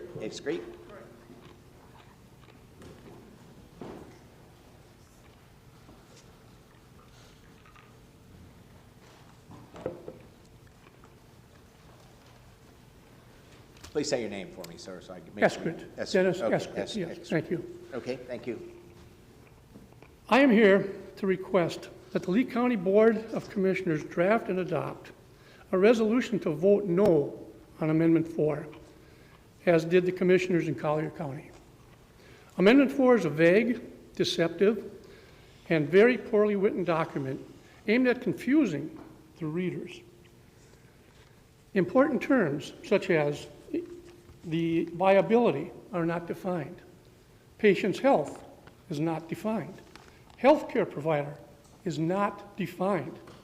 Also, and most importantly, for a parent, only notification would be necessary for a parent of a minor child to obtain an abortion, not consent of the parent. Ponder this, if you will. Just put yourself back a little ways. I have to do this, but think of this. Your 16-year-old daughter who's pregnant by 18 weeks, ask your permission if she can stay overnight to a friend's house. No problem, you know the friend, go ahead. At 10 a.m. the next morning, you receive a phone call from an abortion clinic, from a person who is not licensed as a healthcare provider, notifying you that that your daughter's abortion procedure will begin within the next 5 minutes. You have just been notified per the amendment provision. What would you do? What would you think? What would be going through your mind at that point in time? You have just been notified. Think of that. But don't for a second think that it cannot happen. It could and it will. You gentlemen were duly elected to this county. You were elected to a position of influence. So lead those of us in Lee County by adopting a resolution to vote no on Amendment 4. Lead by example of all the mothers that are here in this chamber. Lead all by example by the mothers in Lee County. Lead by their example and choose and celebrate life. Be bold, be strong, and do not waver. This is the time. This is the place. Lead us into a culture of life and adopt a resolution to vote no on Amendment 4. On Amendment 4. Thank you. Michelle Excrete. Get that out. Same name. Yeah, same name. Good morning. Good morning. My name is Michelle Eskrit, and I thank you for this opportunity. Amendment 4 was written intentionally, deceptively, by people making money off abortions and the sale of baby parts. And I believe that it is your responsibility to make your constituents aware of its ramifications. To allow Amendment 4 to pass on any one of its main points is a detriment to our county and our state. However, besides the moral grounds, I would like to include financial impact and the safety of your constituents as well. If Amendment 4 passes, the repercussions on both of these areas of great concern deserves consideration to pass a resolution to support vote no on 4. In 2023, over 84,000 abortions were performed in Florida, and of those, 7,700 were out-of-state residents traveling to Florida. That number was a 15% increase from 2022 on top of a spike of 38% from 2021. We must ask ourselves, is this really the type of tourism we want to bring to Florida? While Medicaid covers the 30% common exception cases, who will pay for the other 97%, the elective terminations? The cost of the 2023 elective abortions would have cost taxpayers over $58 million, and that number would soar upwards if Amendment 4 becomes the law of the land. In Michigan, there is a similar proposal passed in 2022, as I'm sure you're aware, and the ACLU is suing for federal funds to pay for those elective abortions. Whatever is happening there is sure to follow here, if we cannot stop Amendment 4's passage. And taxpayers need to be aware of these ramifications before they vote in November. Then let's consider the ecological aspect affecting these chemical abortions. What will flushing more chemicals in baby fetuses in our water system do? What type of precautions or safeguards are in place, especially in regards to chemical abortions, that are increasingly growing in popularity? If those chemicals are killing babies, what else will they kill in our ecosystem? If we can't be so naive as to ignore the fact that the water is being polluted and others will be affected by someone's choices. Who will be held responsible? Thirdly, we need to consider the physical safety of the citizens of the state. We need to be protected from the sex offenders, sexual predators, and human sex traffickers who will make Florida their new residence. Our population will certainly grow because they can literally get away with murder and all the evidence is gone. Is this really the type of tourism we want to bring to Florida? Is this really the type of amendment you feel you can ignore with a clear conscience? Your constituents need to be made aware of the deceptiveness and the extreme ramifications of Amendment 4.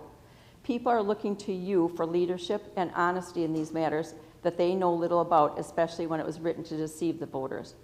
Of course, everyone wants limited government interference. Thank you. Up next is Joe Scott. Thank you. Commissioner, okay. Commissioner Pendergrass is going to step out.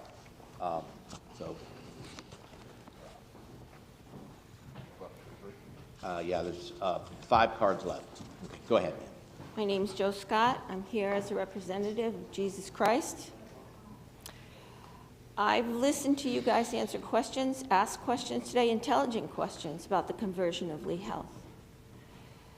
One of the reasons you're asking those questions is because your mission statement as the county commissioner says that you're supposed to protect public health and safety.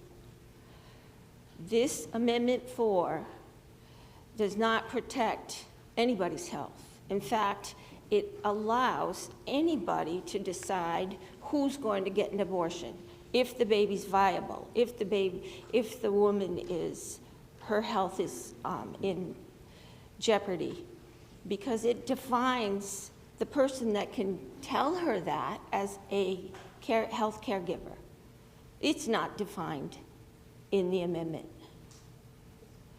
And it's been said before, but the receptionist at the desk at Planned Parenthood can decide whether or not this woman needs an abortion or is able to get an abortion. Now, you can't walk into a restaurant without health and safety rules that will protect us. There's nothing to protect these young girls that are going in, not even their parents, because they're not going to be alerted. This is a bill that will rank high on the list of the most foolish things Florida has ever done.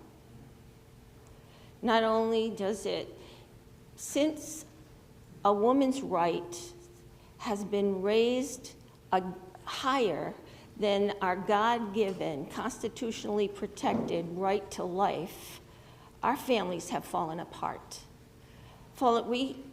I come from a generation, I knew what a woman was, and so did the rest of my countrymen.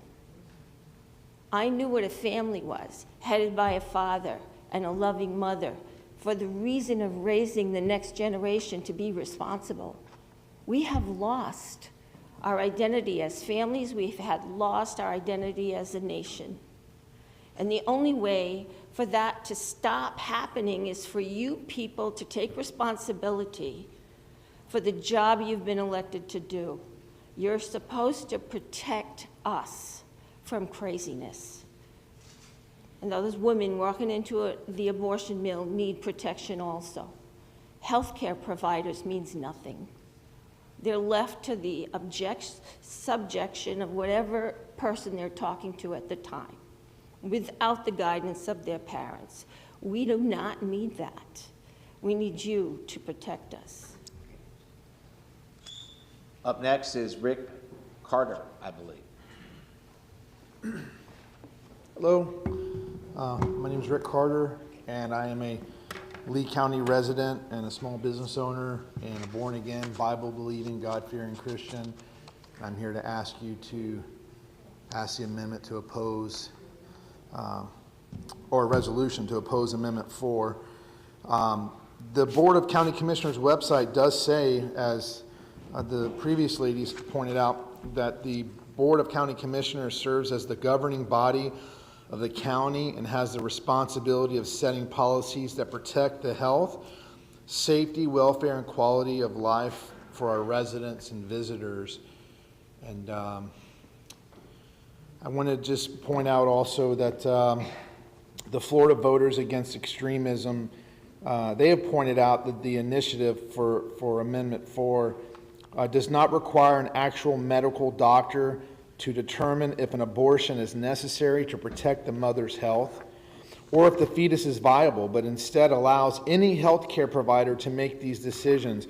Under Florida law, health care providers is not limited to doctors, so even employees at the abortion clinic could be making this decision.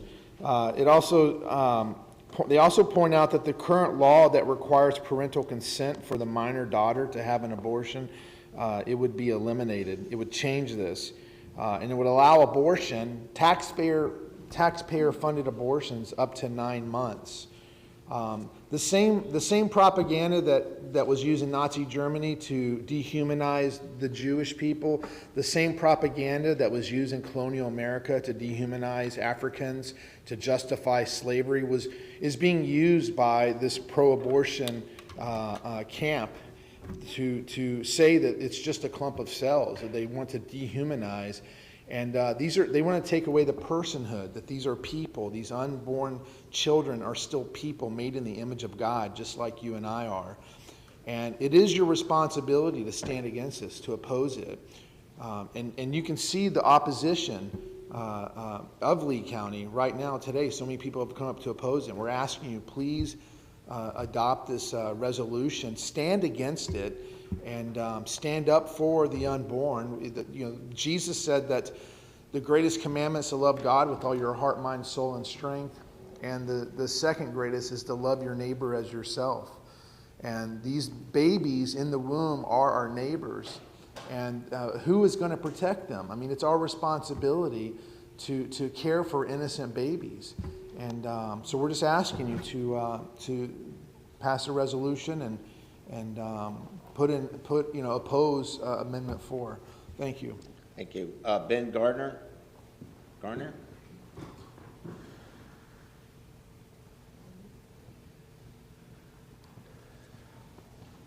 Good morning. I'm a pastor, and I'm asking you to stop delaying the vote on this resolution and make a statement on behalf of Lee County that you oppose this wicked amendment that's been introduced by outside sources of our state.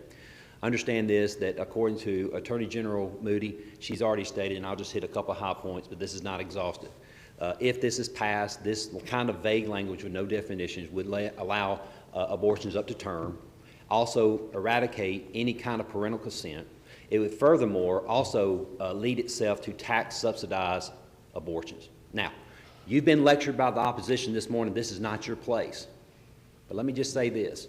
If there's a group outside this state saying, I want you to support an amendment to allow rapists to practice their trade, they wouldn't oppose that.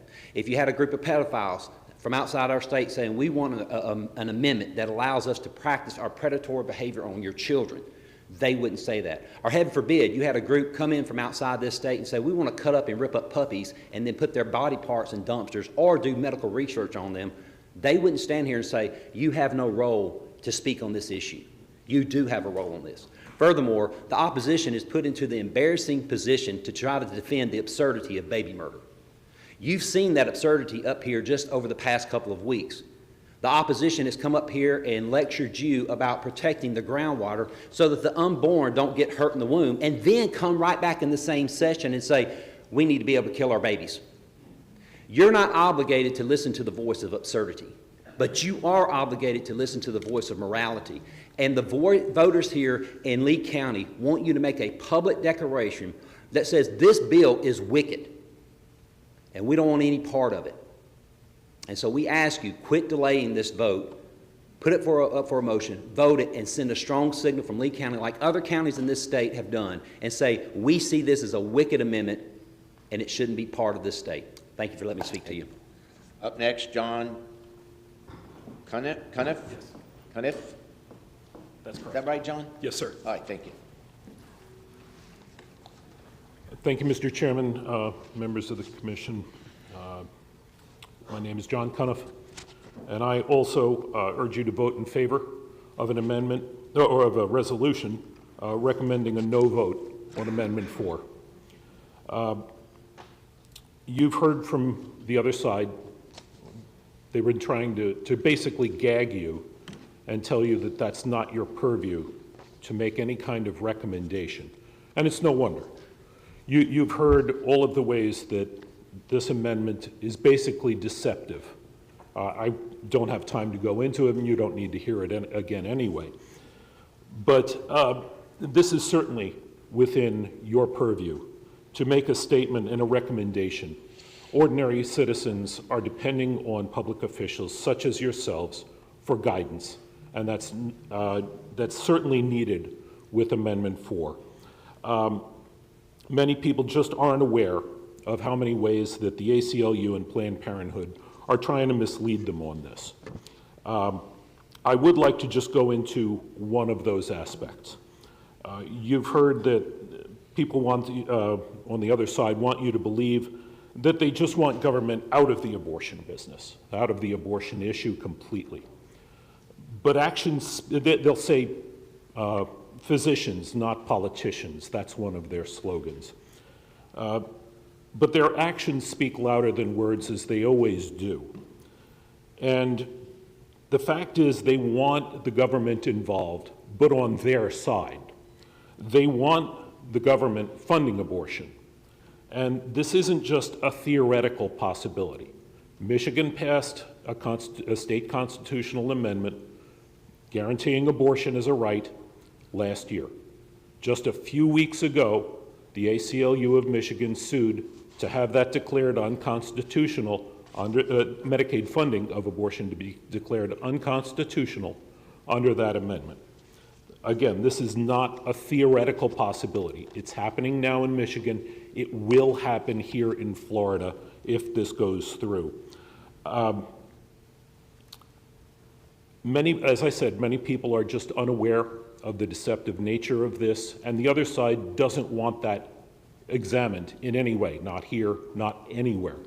I urge you to vote in favor of a resolution urging the citizens of Lee County to vote no on Amendment 4. Thank you. Okay. Danielle Baker? No, Danielle. Back. No? Oh, yeah. Daniel, okay. I'm Daniel Becker. I live in Lee County. Good morning, commissioners, staff, and others here whose salaries and benefits are paid for all Lee County taxpayers. I come to you today regarding the board issuing a resolution opposing Amendment 4. If one small, vocal fringe group can persuade the County Board of Commissioners to support or oppose a voter-sponsored state constitutional amendment, then other groups on all political sides will need to be extended the same courtesy on other amendments on November's ballot. One government body taking a position on a voter-sponsored statewide constitutional amendment is in essence telling voters how they should vote. We don't need government telling us who we can love, what books we can read, what religion to practice, what we can do with our families, and for certain, how to vote. I thank you for your service and dealing with this politically charged issue, and may you make the right conscious decision. Thank you. Thank you. Debbie, I'm sorry, Debbie, you're going to have to do it for me. Last name, please. Healy. Healy, okay. Thank you. I am Debbie Healy. I'm a Lee County resident, and I just appreciate so much your time to let us voice our true concerns about what's happening in our state regarding this Amendment 4. And I am asking you just to really consider that resolution to support no on Amendment 4. We've been hearing over the last couple of weeks that we've been in your chambers of the damage that abortion has been doing to our mothers, our daughters, our sisters, our expectant fathers. We've heard testimony from women who have been absolutely mentally and physically destroyed by abortion. And I will tell you from the bottom of my heart, the only person that is going to benefit from Amendment 4 is the abortionist. In this amendment, it says, no law shall prohibit, penalize, delay, or restrict abortion. That abortionist, not necessarily a doctor, a healthcare provider, can perform an abortion on these women. Uncontrolled hemorrhaging, they can do all kinds of internal damage to these patients, and there is no penalty whatsoever that we can do towards that abortionist who is butchering these women. The financial impact to this Amendment 4, which we've already talked about. We know over $400 million goes to Planned Parenthood of taxpayer dollars. The state of Michigan, who passed this amendment, this similar amendment, is now being sued. Our citizens are being sued in Michigan to pay for these abortions. In Ohio, 28% of an exit poll said that people did not understand what that amendment was. They were misled. We're asking you to consider this resolution. We know it's non-binding. All it's doing is just educating our residents. Let them know that you are opposed Amendment 4, and then let them go research it. That would be the first thing I would do, is what's going on that I need to go check this out. Let people be educated on what's going to be in this amendment. We know that there are counties in the state of Florida, Collier, Liberty, Bradford, Gilchrist, Trenton, Okaloosa. Let's stand with those county commissioners that are leading their counties and educating their residents on what this amendment is going to entail. I thank you very much, and I just, from the bottom of my heart, I ask for your support. All right, thank you. All right, that concludes all the cards that I have. Anyone else wish to speak on this item at this time? Come on up. Yes, I'd like to speak.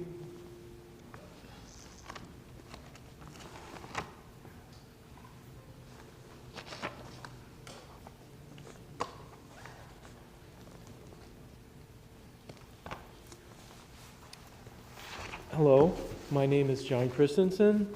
I've been a resident here for many years. I wanted to speak about how Amendment 4 is sneaky. Amendment 4 delegates the authority to decide whether a woman can have an abortion to her health care provider, and that is totally undefined. Apparently, you can just shop around. Oh, do you want to be my health care provider? If I wanted an abortion, I would probably want to go to that side of the room. I'm going to stop you. Yes. We, in this chamber, we expect quorum, all right? So don't point at anyone, don't accuse anyone. You get to speak. Please say your mind. We'll listen to you.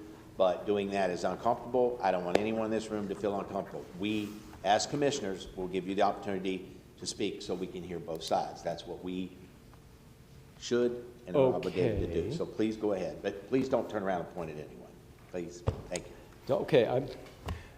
Can I talk about people without pointing at No, you can really, I mean, you can talk about people in general, but not point at people in this room. Okay? Okay. Well, a person in general, the first person to speak, said that you can't pass a resolution. Other counties have passed resolutions. So essentially what she's doing is she's attempting to shut down the discussion so that people will not realize how sneaky this amendment is. And that is just typical for a certain political party, for people on a certain side of the agenda. Also, finally, I still have a green light. Wonderful. Finally, I just wanted to say something about the process. As it stands, the process that you have to use if you want to restrict abortion rights is you go to the legislature. If some more information came to us and if we realized, oh, abortions are way worse than we thought, we would go to the legislature. If this amendment passes, that process goes away. All we can do is pass another constitutional amendment, a much more difficult process. It demonstrates that the certain person I was talking about earlier does not trust the legislature to make the right decision. She apparently also doesn't trust you to make the right decision about the non-binding resolution. I suggest that we shouldn't trust those people and that we should oppose Amendment 4. Thank you, sir. Appreciate it. Anyone else wish to speak? Come on up. Wait, excuse me, ma'am. He's going to come up first. All right, I'll get you guys.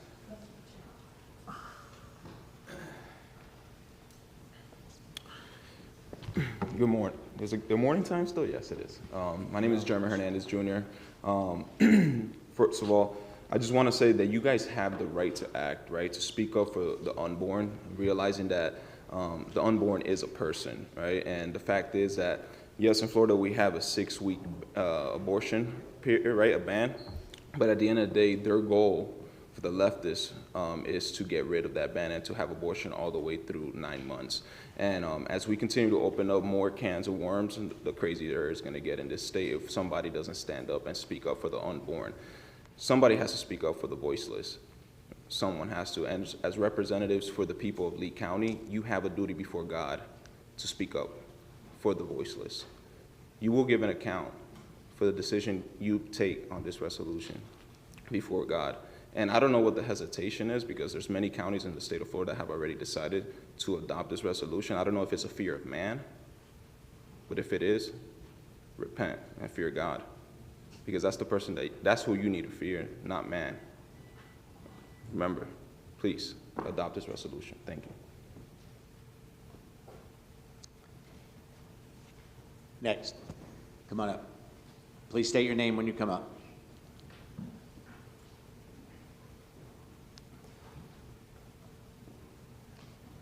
Hello, my name is Lisa Nagy. I'm a former registered nurse and sexual assault nurse examiner, so I was a rape nurse, sexual assault nurse. I've watched, been here today, I've been to another meeting, watched some of the meetings on YouTube. And as a nurse and a citizen, I've seen a lot of misinformation given. And I do not understand how so much misinformation can be given about a simple amendment or about abortion. Just take like trafficking. I've seen, or I've heard a lot about trafficking is going to increase and rapists are going to flock to our state. This amendment has nothing to do with anything about that. We just had abortion legal in this state a couple of years ago, up to 24 weeks. We didn't have rapists flocking to our state 2 years ago, right? So I mean, it just would go back to a couple of years ago with a little difference. What I ask of you is not to do a resolution that is going to be spreading more misinformation. Some of the resolutions that have been passed by other counties have spread misinformation.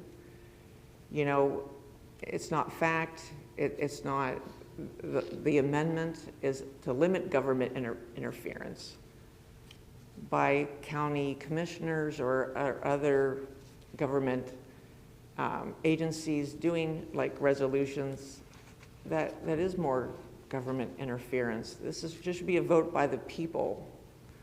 This is an amendment by the people, for us to vote on. And I ask you not to make a resolution, not to weigh in, and please do not spread any more misinformation. And look how politically charged it is. Look at all the emotions that have, I beg you, please do not do this any further. Anyone else wish to speak at this time? Come on in. A different topic. It's a different topic. A different topic? Yes, ma'am. It's public concerns. Sure, if you wanted to finish. Citizens, so come on up. Good morning, everybody. My name is Jane Rawson, and I'm a volunteer with Lee Health. I work at the front desk at Health Park and greet the folks that come through our door every day and help them get around the hospital and lots of other things. I have 4 years of service at the main entrance there. Today, I'm representing our 4,000 volunteers as a member of our auxiliary board. I've been asked to speak in favor of the proposed conversion of Lee Health from a public to a private nonprofit health system. Lee Health has been a pillar of our community for decades, providing exceptional care and supporting the health and well-being of our residents.